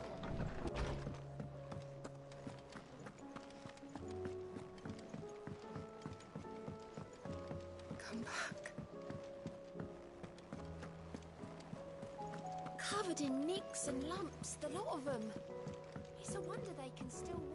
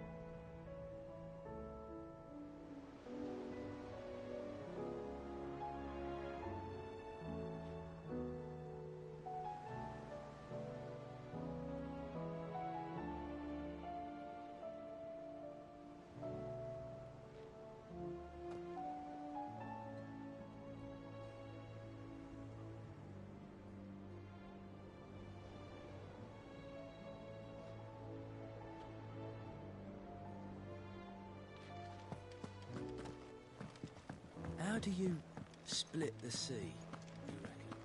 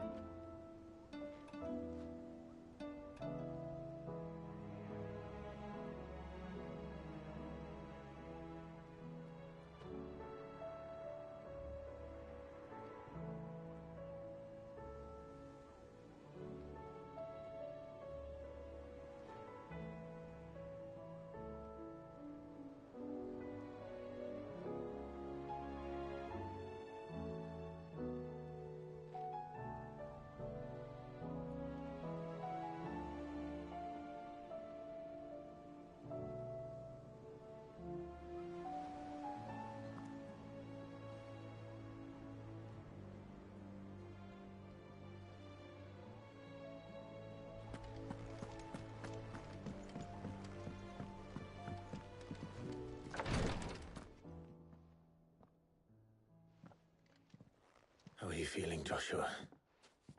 Better than I was.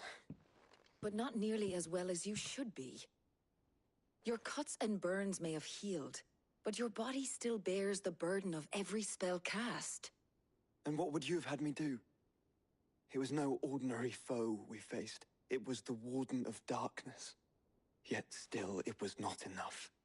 The king could have ended me at any moment, but instead chose to toy with me like a curl does a mouse. You underestimate yourself. Oh, it was crystal clear. Only one man established his dominance that day, and that man was Barnabas. I'm sorry, brother. That was ill-spoken. It's just, I have never felt so powerless. And when so many are looking to us for strength, perhaps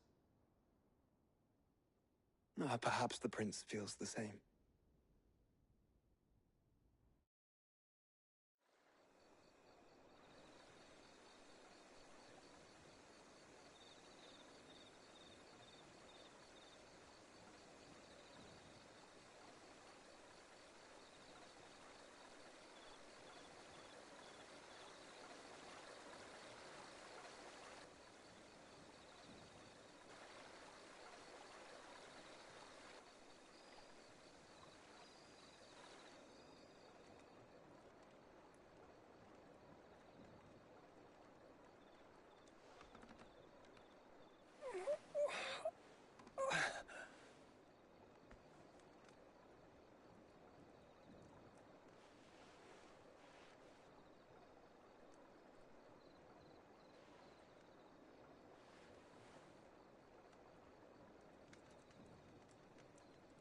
What is this place?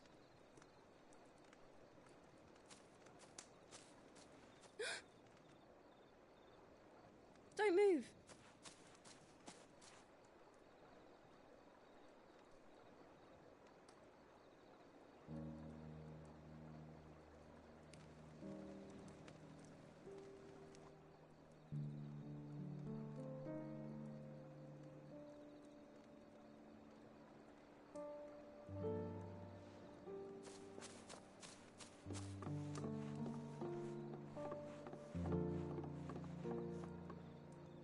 Here, it's fresh from the well.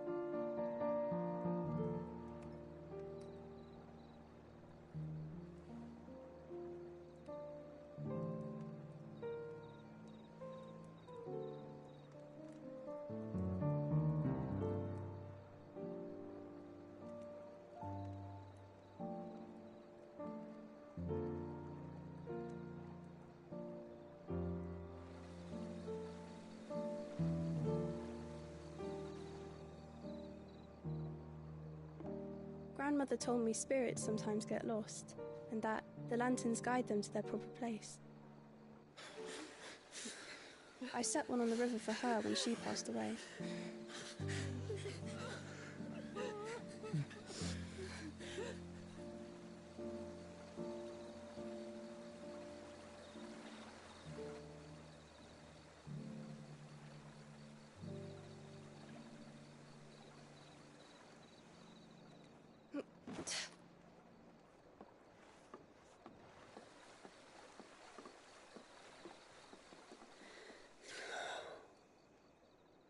The fiend works from the shadows.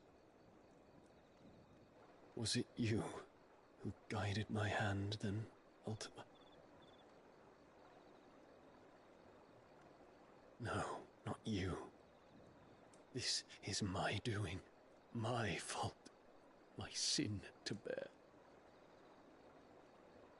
And for it, I must atone. Your hurts are healing nicely.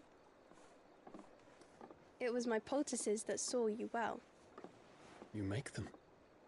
And sell them, or try to. Earns me enough for bread, most days. Forgive me. I have nothing to... I know, but I couldn't just leave you lying there.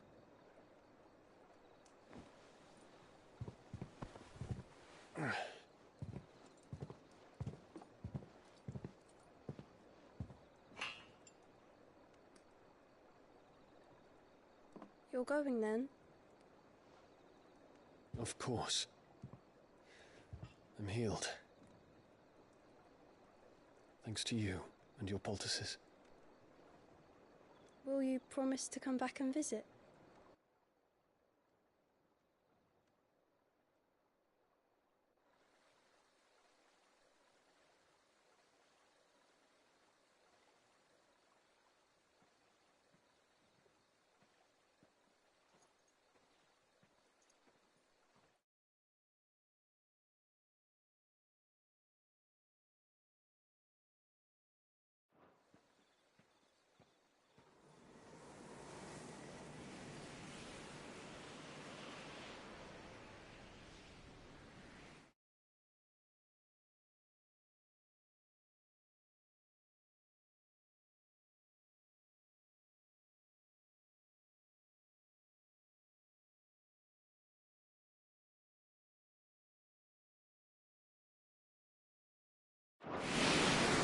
Oh, Phoenix. It would seem that I owe you my wings.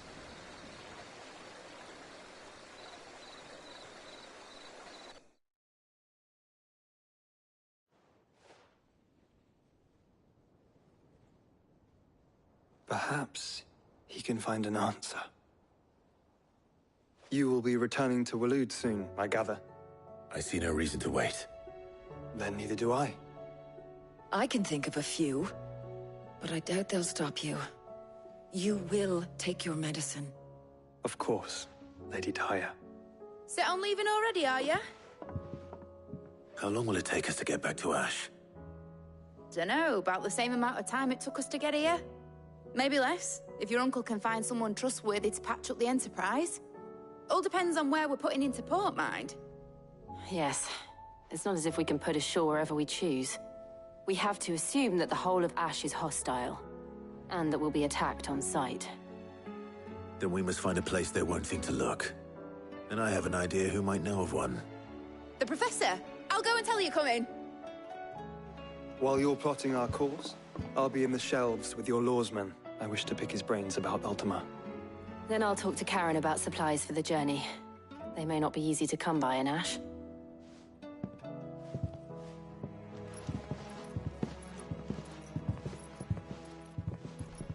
Your brother's body won't take much more of this recklessness. You know that, don't you? I do.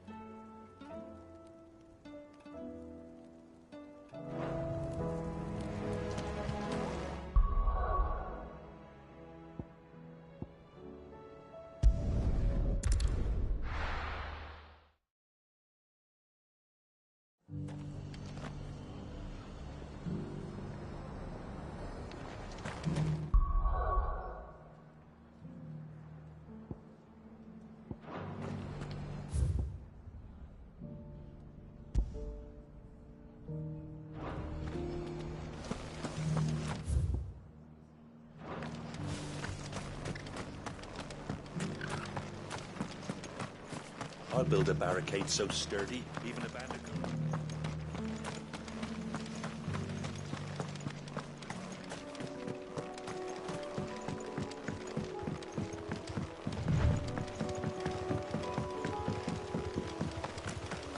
Can hardly make out a blooming thing. Oh, for a son.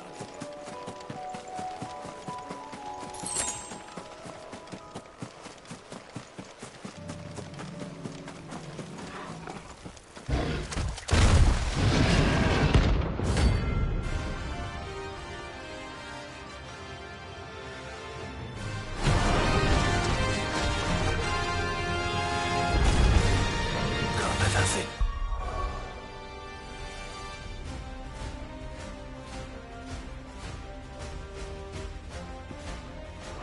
Pretty so close to the end. Time to take the bull by the horns.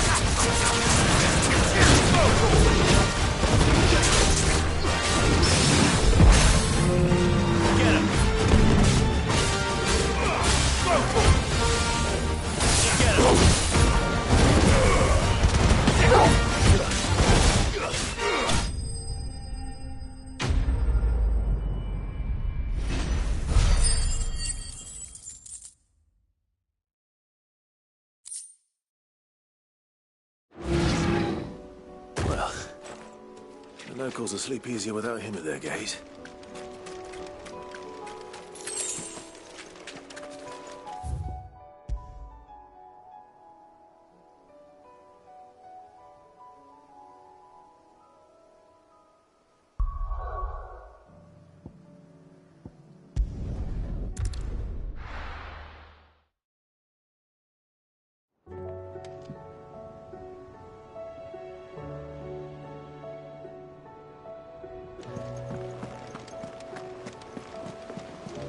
Covered in nicks and lumps, the lot of them.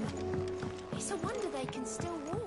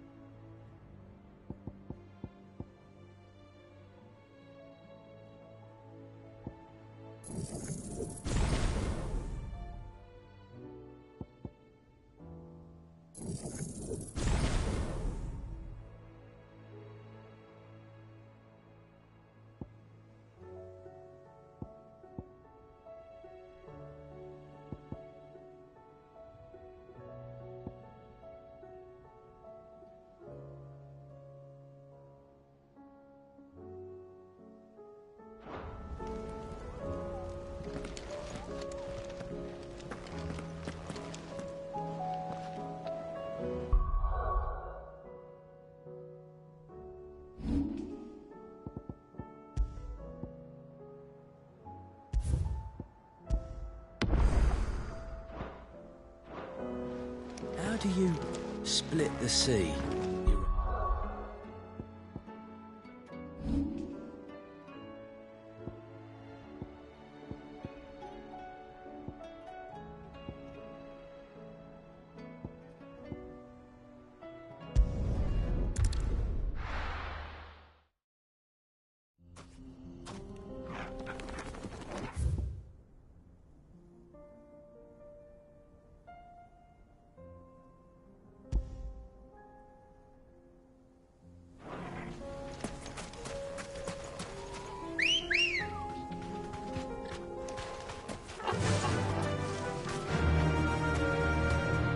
Fly, Ambrosia.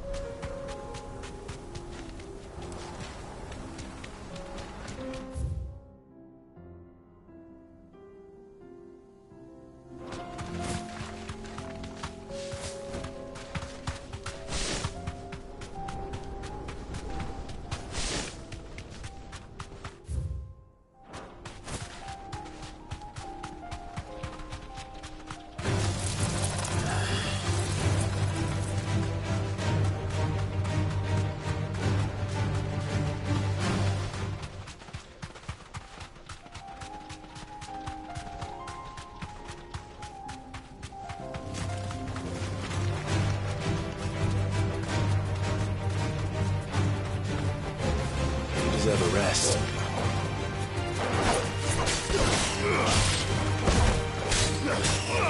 Over here! Attack!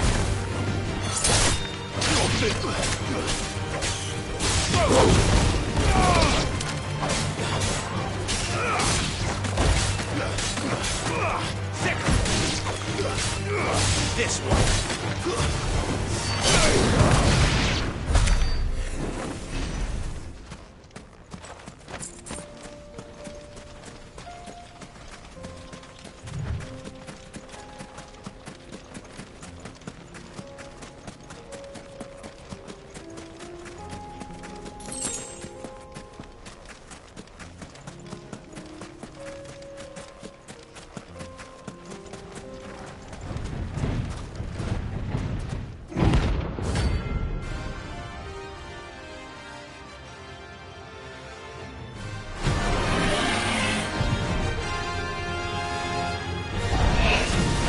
Well, Clive, looks like you're gonna need an even bigger sword.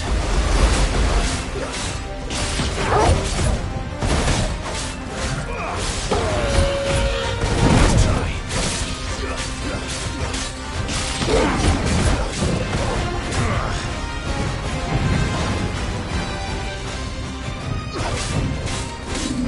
Over here!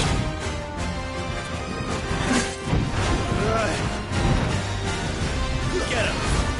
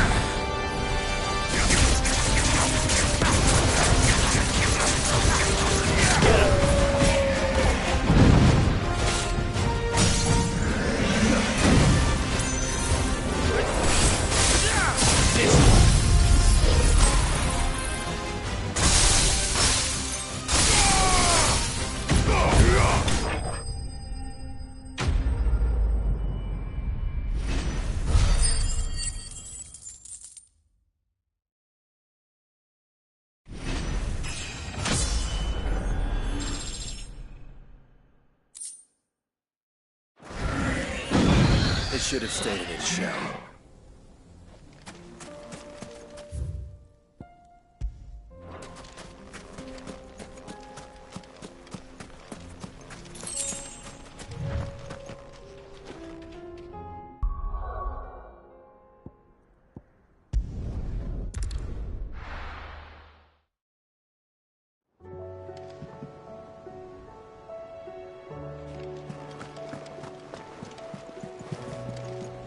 Karen says she'll provide what she can for our voyage to Ash, and has even agreed to forgo payment. Until our return, that is. Come back.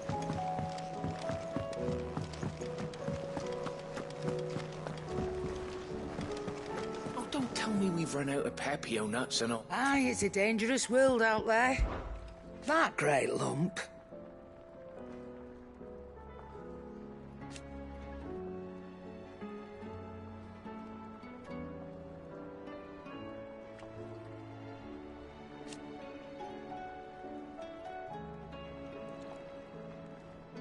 No.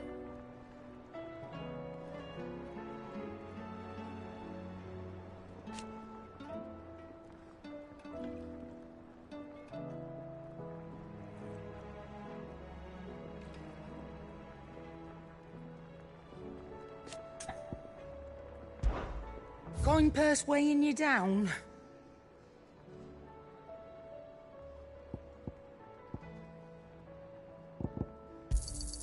You'll not find a better price than that.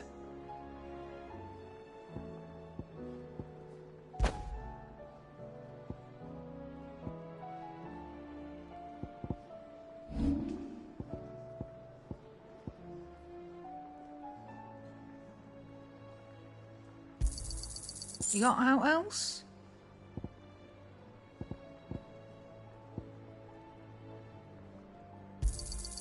I'll be thankful you got that much.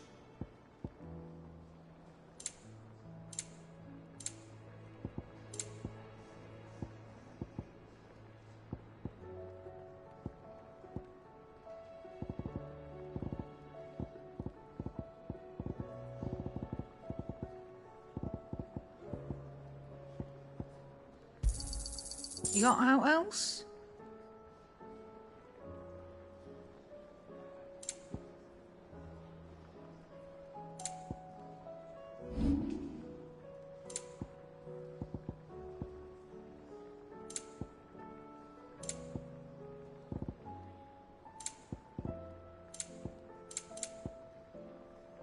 Come again. Or don't.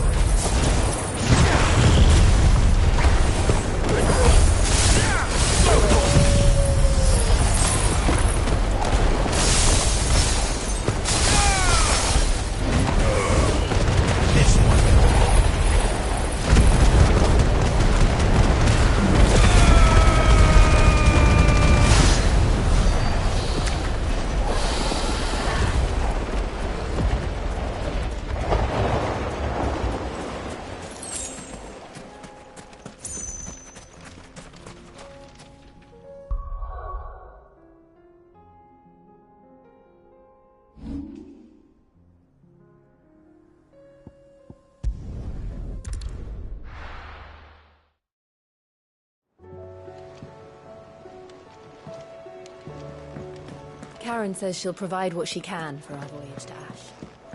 Come back.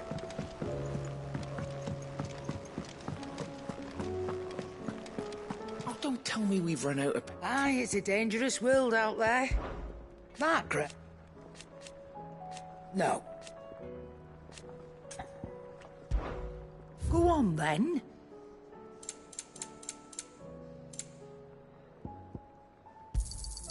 It'd better all be here. You're rubbing me blind, you know. It'd better all be here.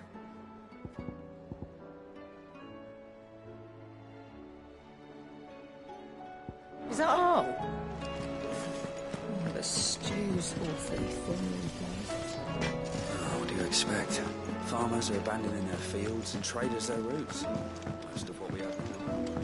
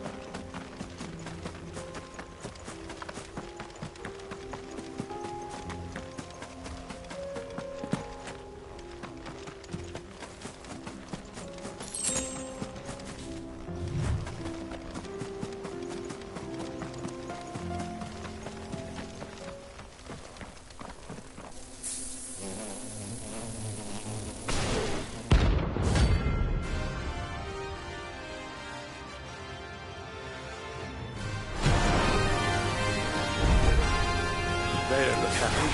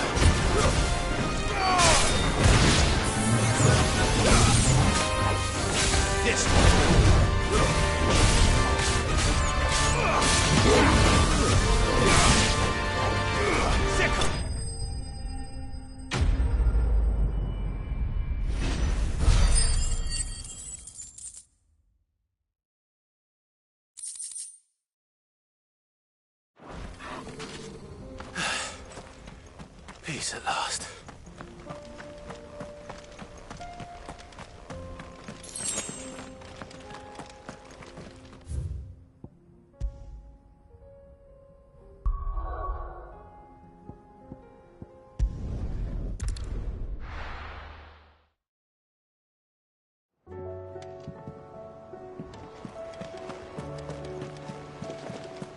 Covered in nicks and lumps, the lot of them. It's a wonder they can still walk.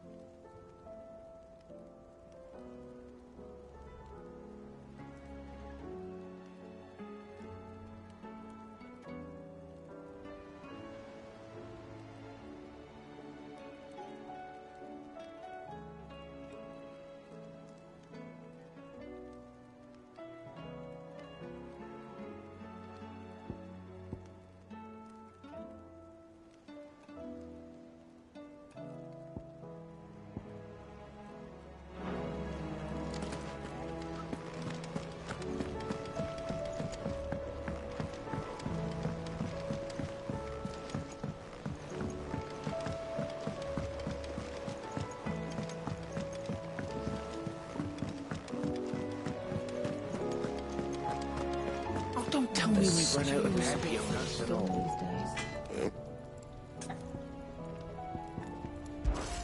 The sound of ringing still.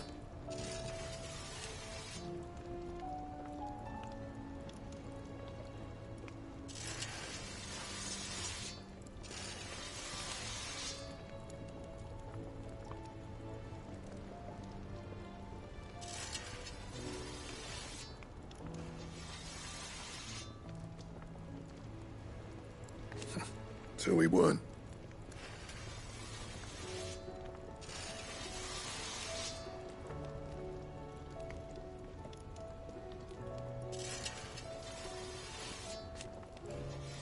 Who knows? So, what'll it be?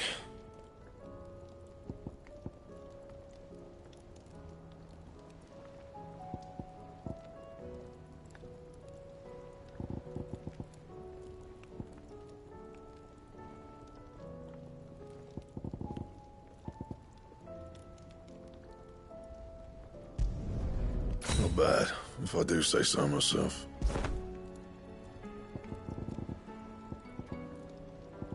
Anything else?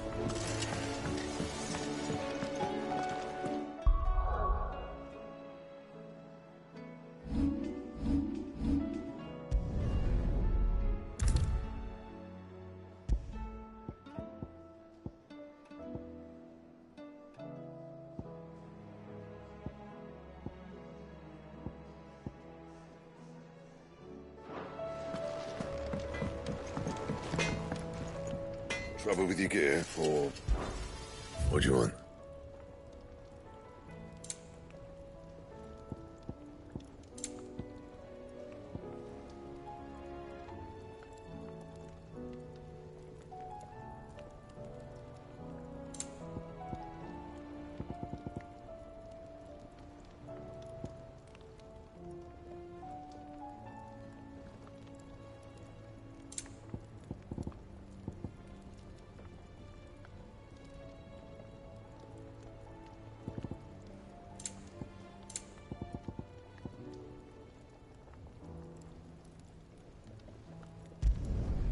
No scratches, all right?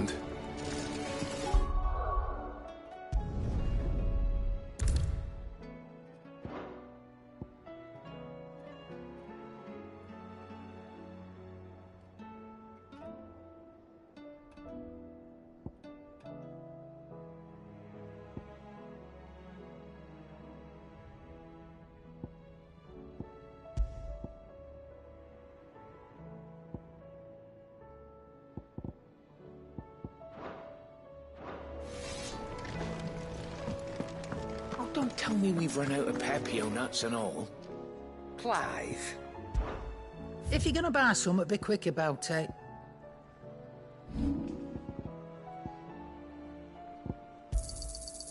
I reckon I can find a buyer.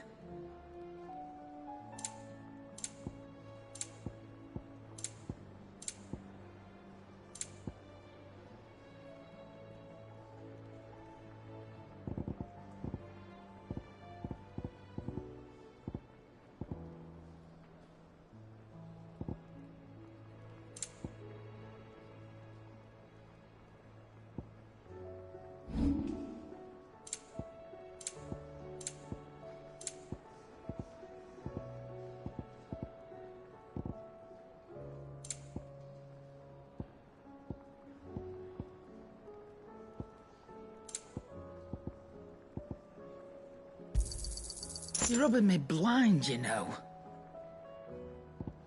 Finished, are you? What do you recommend?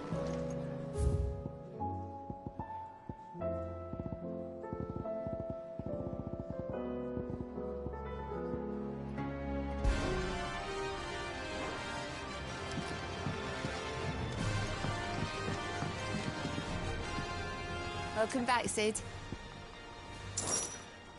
Honestly, Sid, you're too nice for your own good.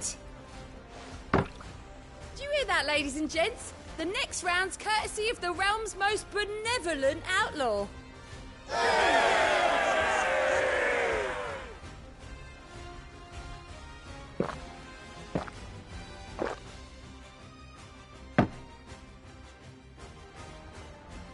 Oh, you're not leaving already, are you?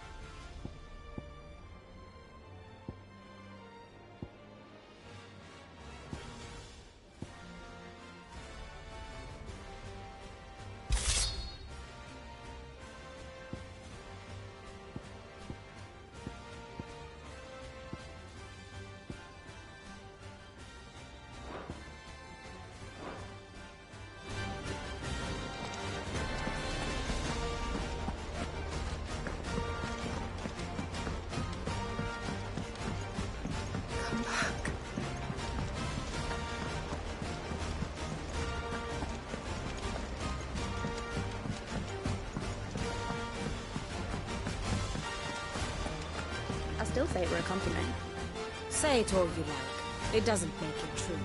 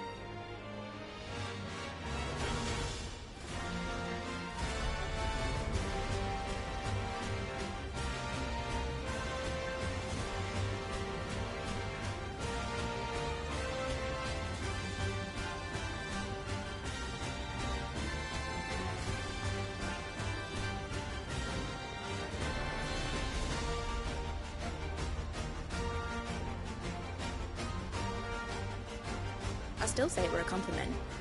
Say it all you like. It doesn't make it true.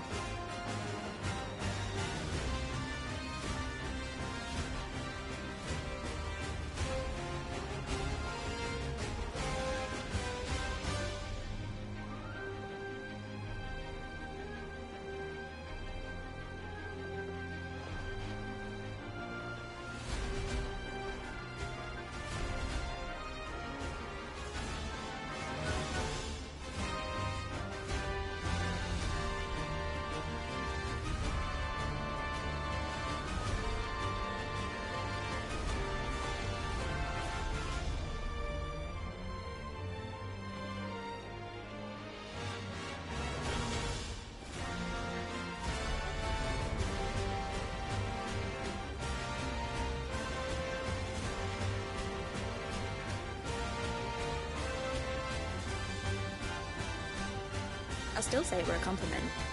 Say it all you like. It doesn't make it true.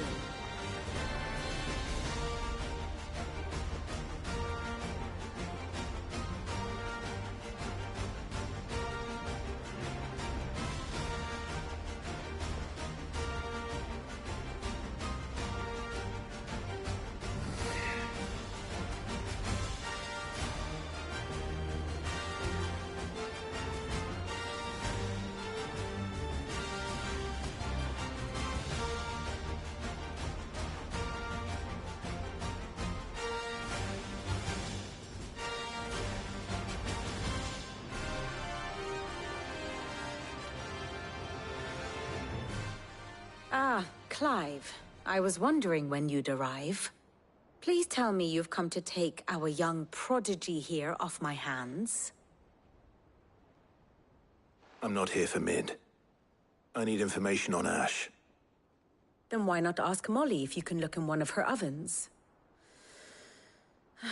Go on. As soon as the Enterprise is ready, we'll be setting out for Drake's Spine. And we're going to need a safe place to land. Preferably one that won't see my ship blown to shit and splinters. If it were that easy, do you think Waloed would have resisted invasion for so long? Very little is known of Ash, and the information we do have is spotty and outdated. We have the good King Barnabas to thank for that. Waloed's borders have been closed to outsiders since the day he seized the throne. If there is anywhere safe to land, you won't find it on my map. Then tell us what we will find. I'm sure you know better than we do. But no splinters! All right. If it will get you out of my hair. But interrupt me, and it's over. Understood?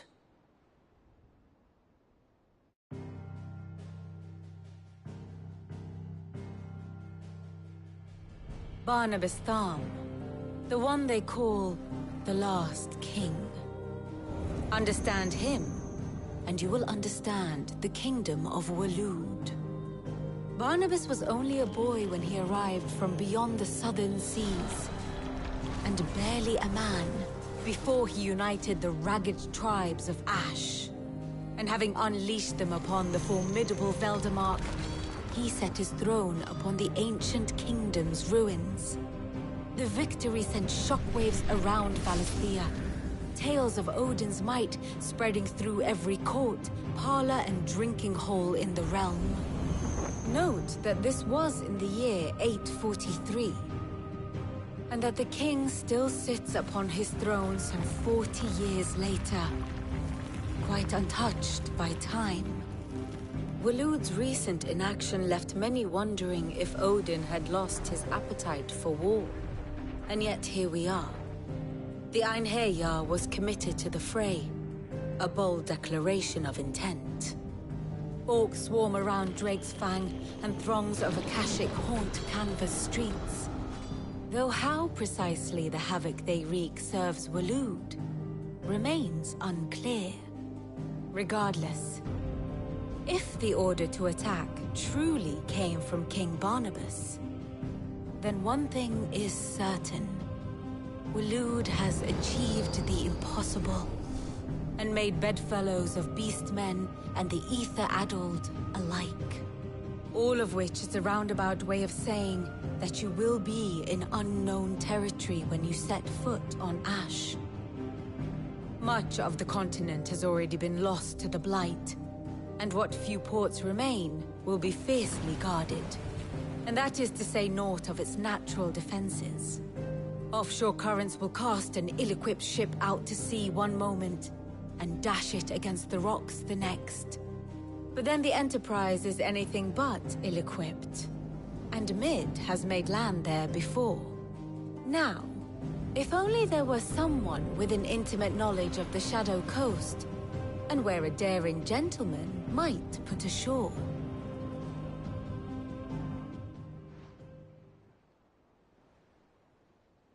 You see, Clive, you had the answer all along. Do you think you can get us back to that beach, Mid? Picked you up from it, didn't I? Not that it were easy. The currents were a right bastard. But then, if it wasn't hard, it wouldn't be worth doing, would it? Well said. Thank you, Lady Vivian. If a few morsels of common knowledge and a sprinkling of tavern talk are worthy of your thanks, I wonder what genuine intelligence might earn me. Probably more visits. Mid, I need everyone in the ale hall now. I'll fetch Joshua from the shelves. Aye, aye, Captain.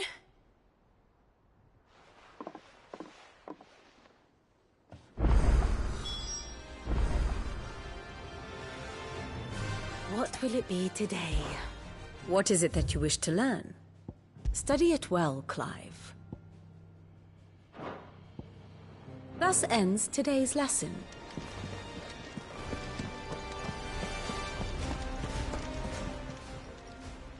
Oh, I wasn't expecting you back so soon. Come to claim your just desserts?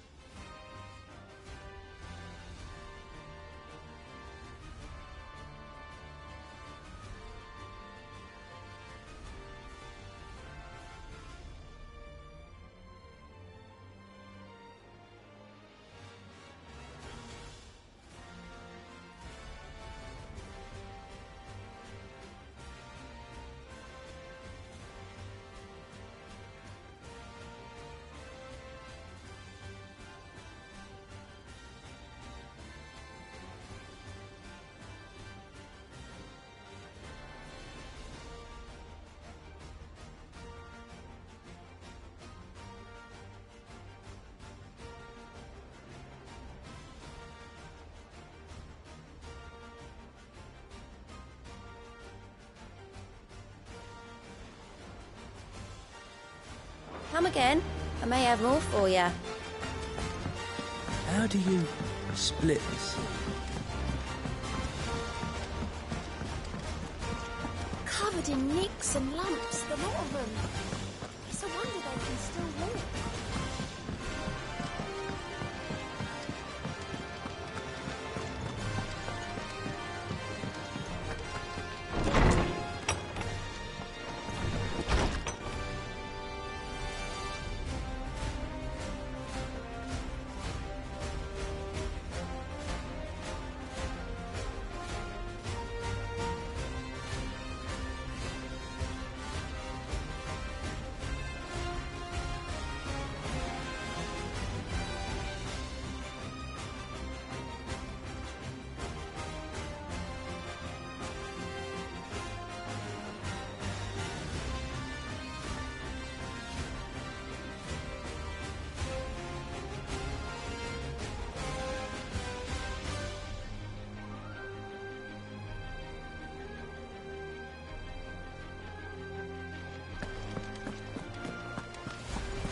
I have no reason to assume other.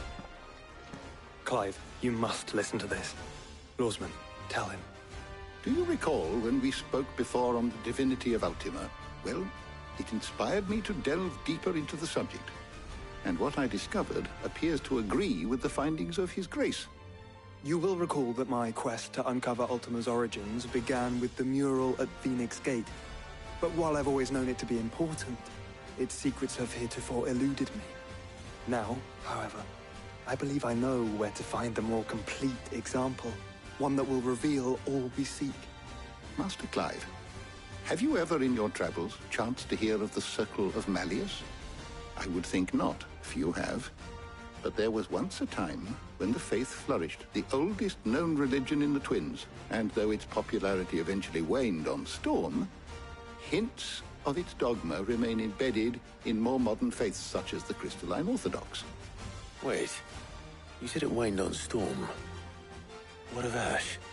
Religious monuments are often torn down or repurposed when new faiths rise to prominence. But if no new faith arose, then perhaps the ancient temples might still stand. And so, you see now why I must accompany you to Waloed. It would appear the past still has much to teach us, though in this case, it would not have been possible without the musings of Moss. To think that you carried a copy of my old mentor's chronicles all along. I am relieved to discover it in good hands. I shall guard it with my life. Joshua, if you're finished here, join me in the ale hall. I need to speak to everyone before we leave. Right away.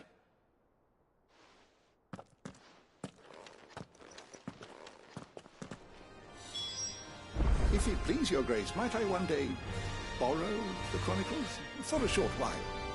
Of course, Lawsman Hippocrates. You need but ask. Mid said I could ride the Enterprise next. No, she didn't. She said I could.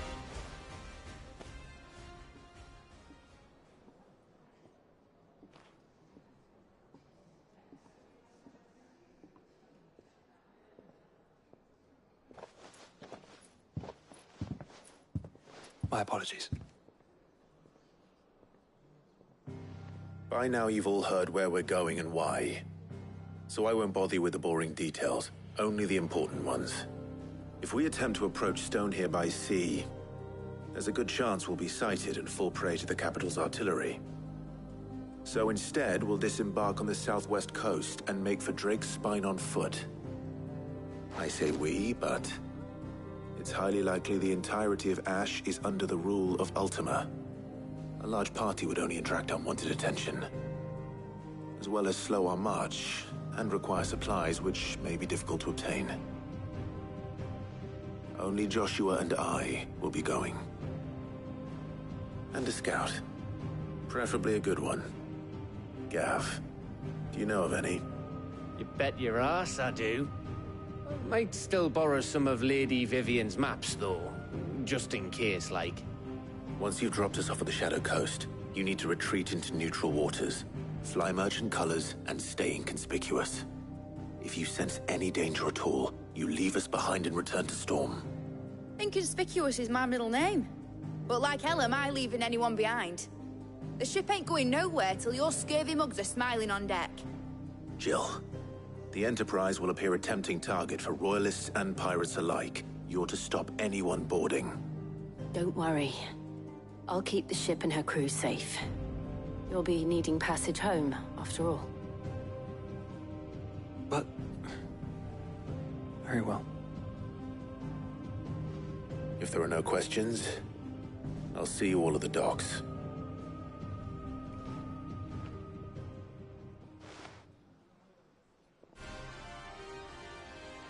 Let me know when you're leaving. I want a word before you go. Of course.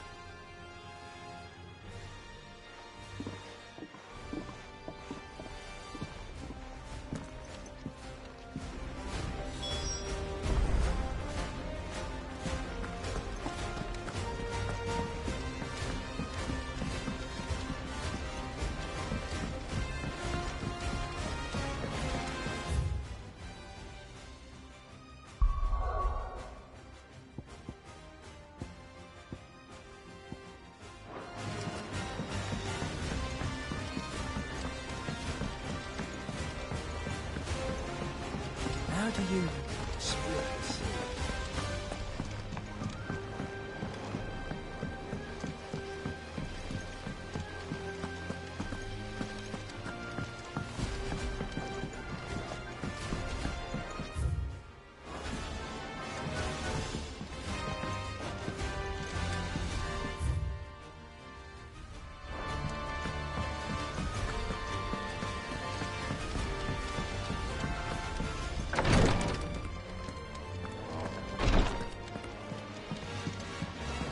Please, Your Grace.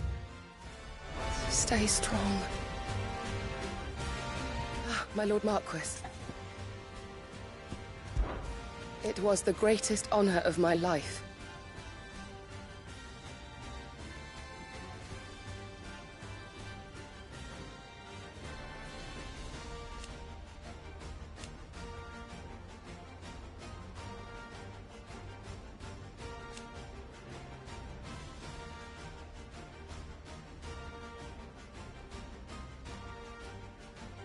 But now...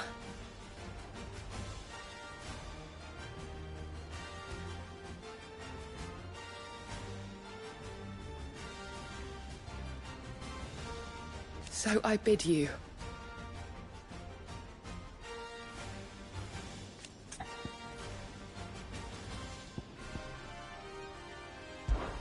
Your companions are kind indeed.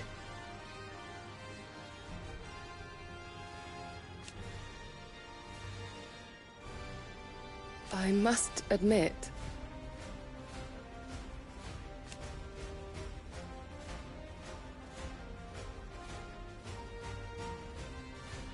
But I see now.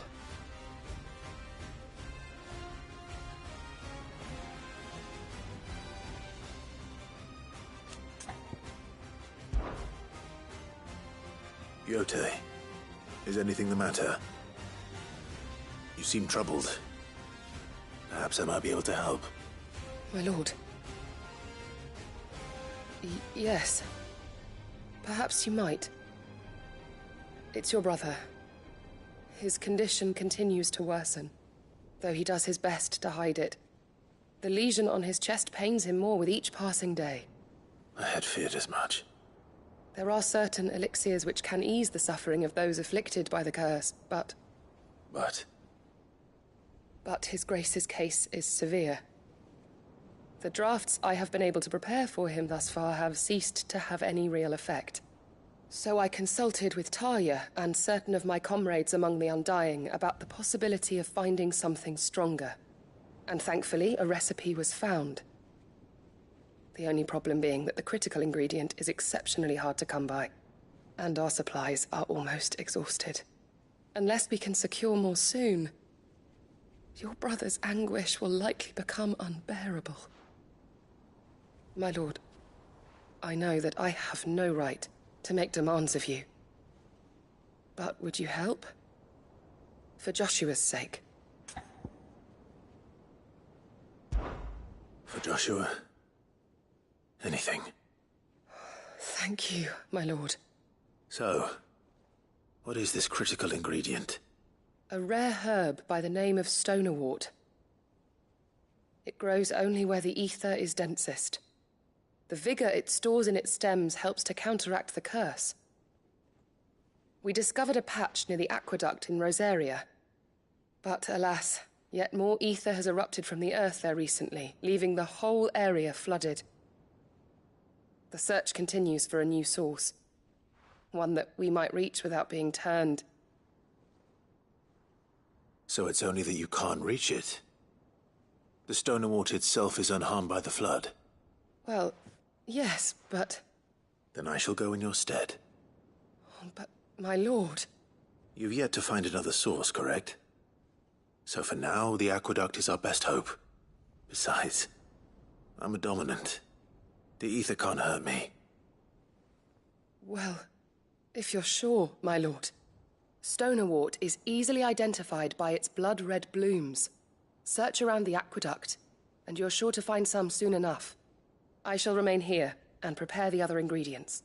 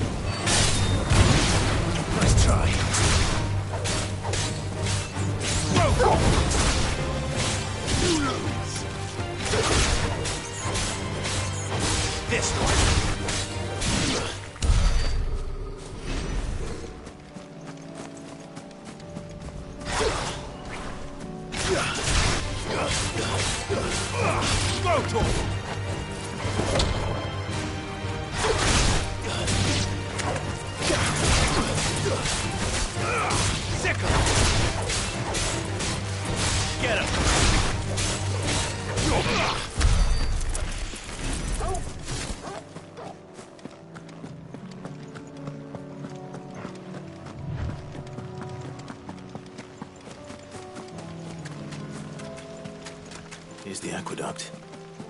Now to find our stonewort. Yote mentioned blood-red petals. Just my luck. Well, I won't be picking anything till they're gone. There's only one thing for it.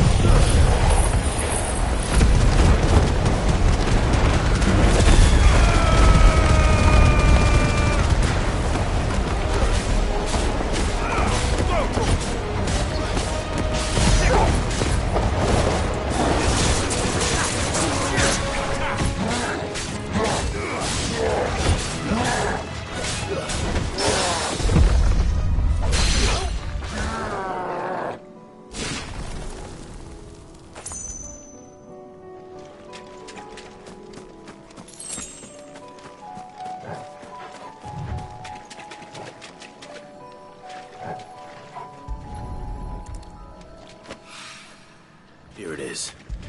Better collect as much as I can before reinforcements arrive.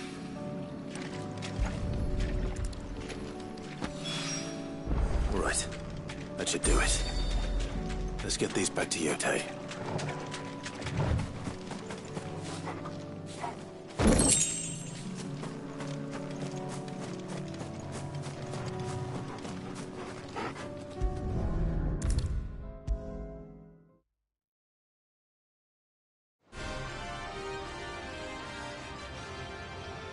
Yote, I brought back all the stone and water I could find. Will this be enough?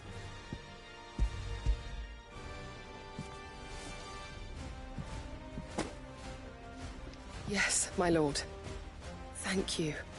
I'm sure it will serve us until we can find another source. I'm very glad to hear it. You and His Grace are very much alike, you know. You think only of how you might help others, and never of the danger to yourselves. No more than you have minding my brother. You've risked a lot for him, and I thank you for it. I am honored that you should say so. But I beg you, my lord, do not give too much of yourself for the sake of others. We could not afford to lose you. I'll keep that in mind.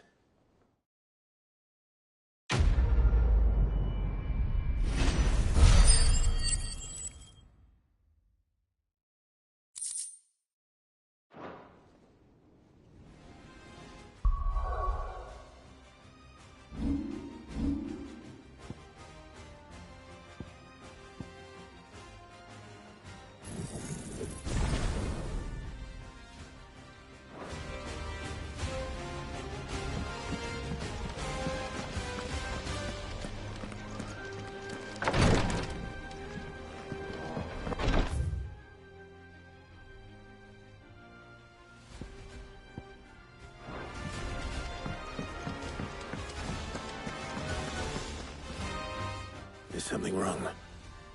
Not at all. Honestly. Can't a man wish his friend farewell?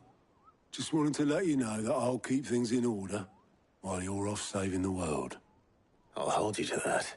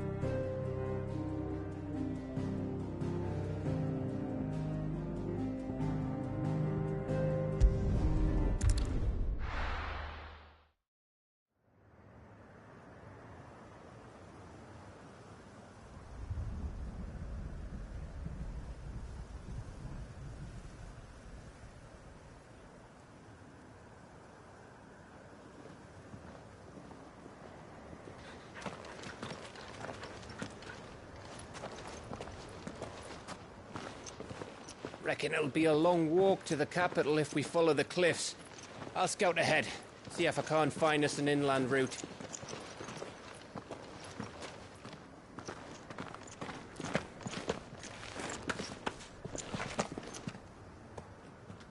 Clive.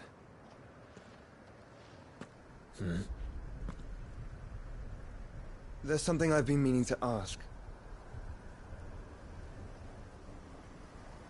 You took her icon, didn't you? Yes, I did.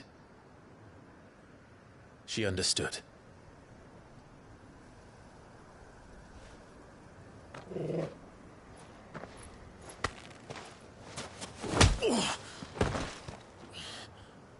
Oh, she understood. Understood that you decided to save the world all on your own, and that you'd die without her power. How dare you make her choose? You knew damn well she'd never refuse you. But I will. You can't keep pushing us away, Clive. The world is ours to save, not yours.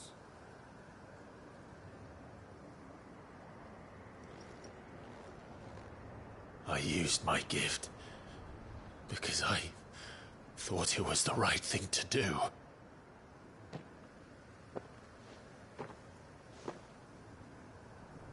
And you truly believe this will save you? Will save us all? I do.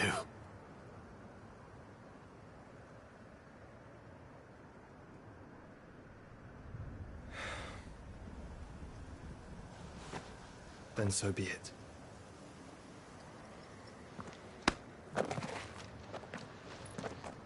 Just don't forget, you're not alone.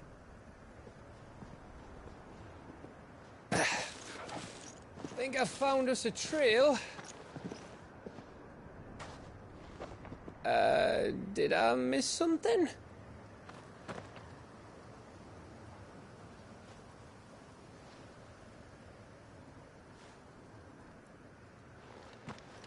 Only that Joshua didn't.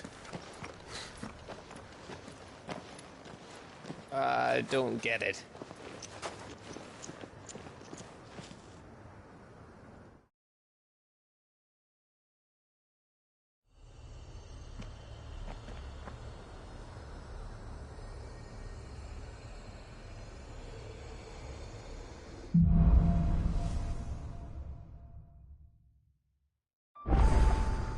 Always wanted to visit Ash.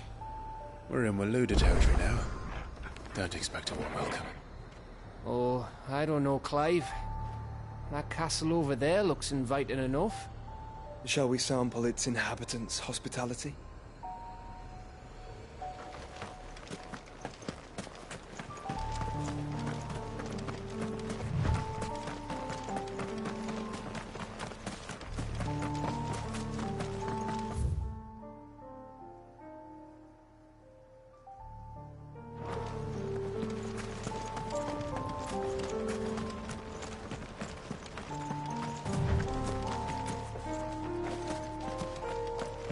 Remember what I said about warm welcomes, Gav?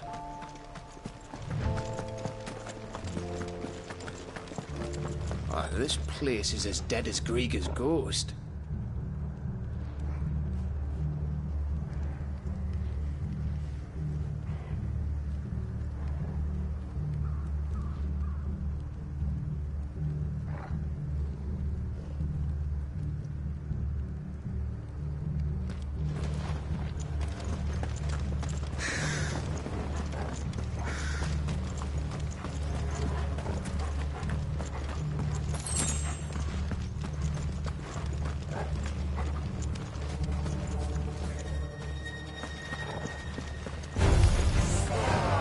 I smelled something. I see only orcs and a cash report.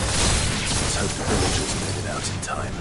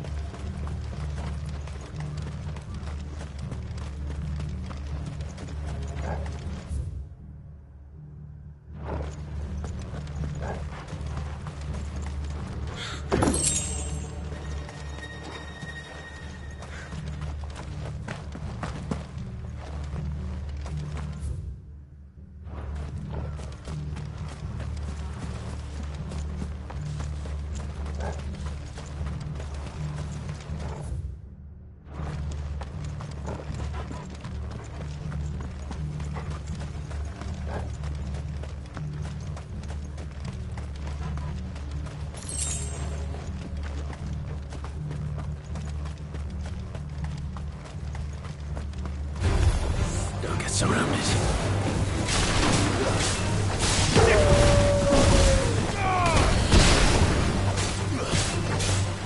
This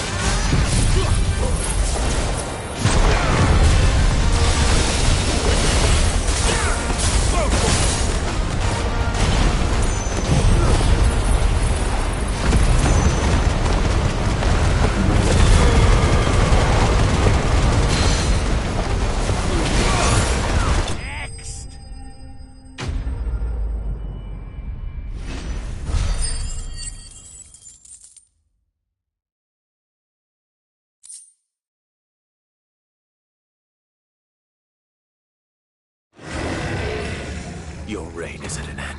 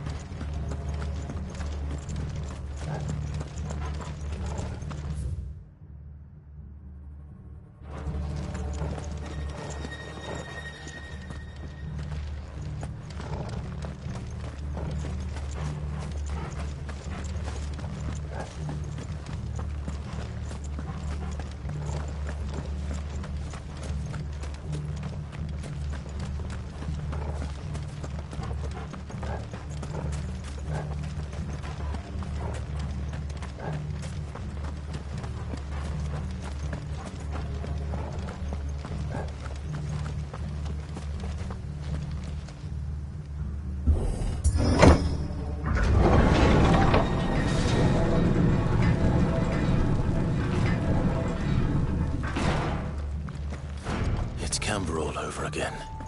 Where the hell are the Royalists? Seems you were right about that welcome after all, Clive.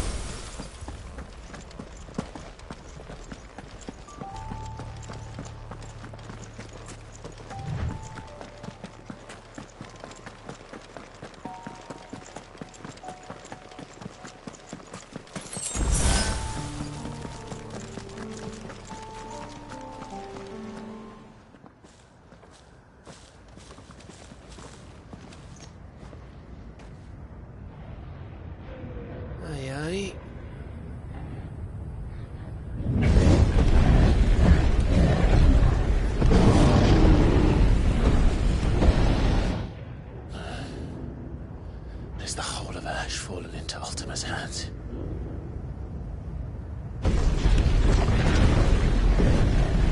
That's no peace delegation. We should send a warning to the others. No. My uncle will have an eye on the coast. I trust he'll find a way to entertain any uninvited guests. Our mark is Drake's Spine, and there's a lot of road between us and it. We press on to Stone here. Aye, you never know. It might not be a nest of slavering monsters.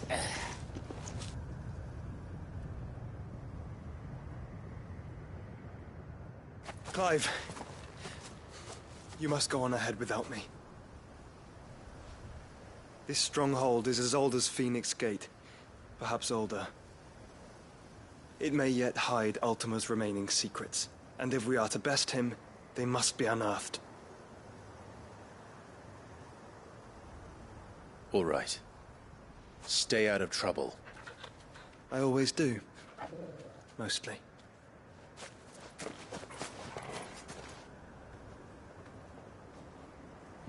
You sure about this? About leaving my brother on his own. Of course. Mostly.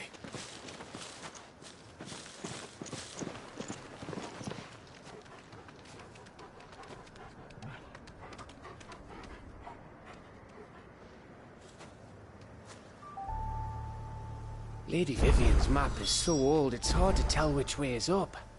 But if I'm right, we're not far from a village called Aistla. Then we make our way there, resupply, and wait for Joshua.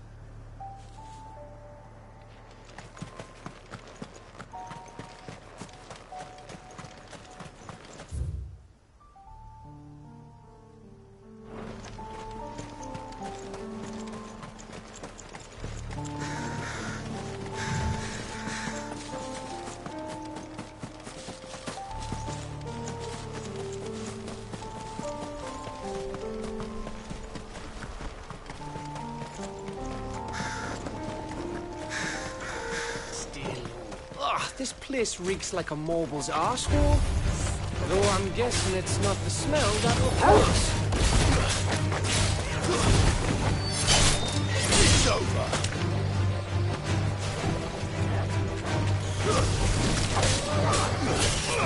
Go for it. Stay down.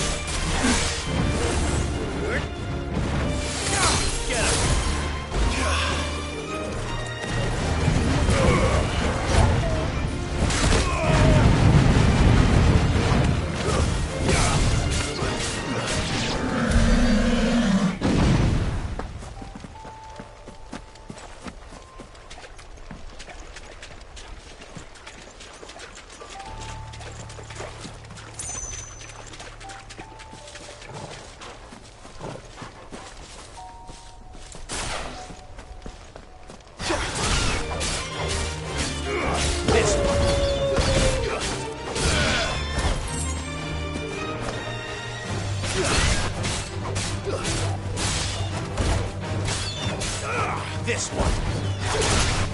It's over.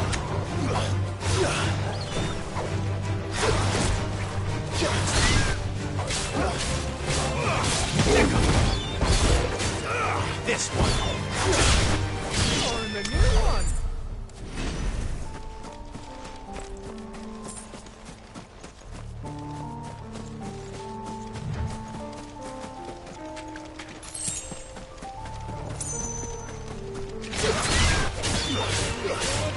Get him.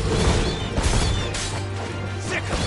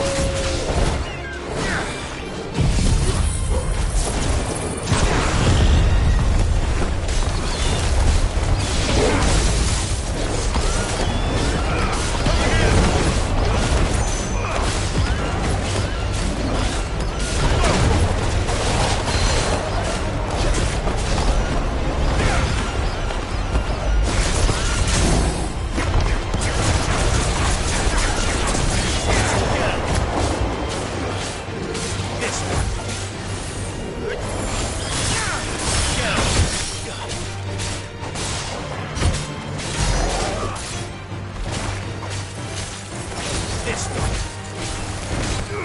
Attack!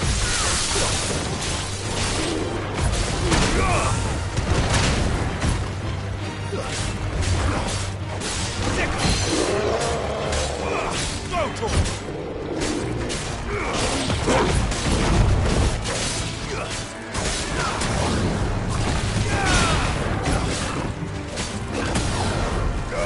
Get him! This one!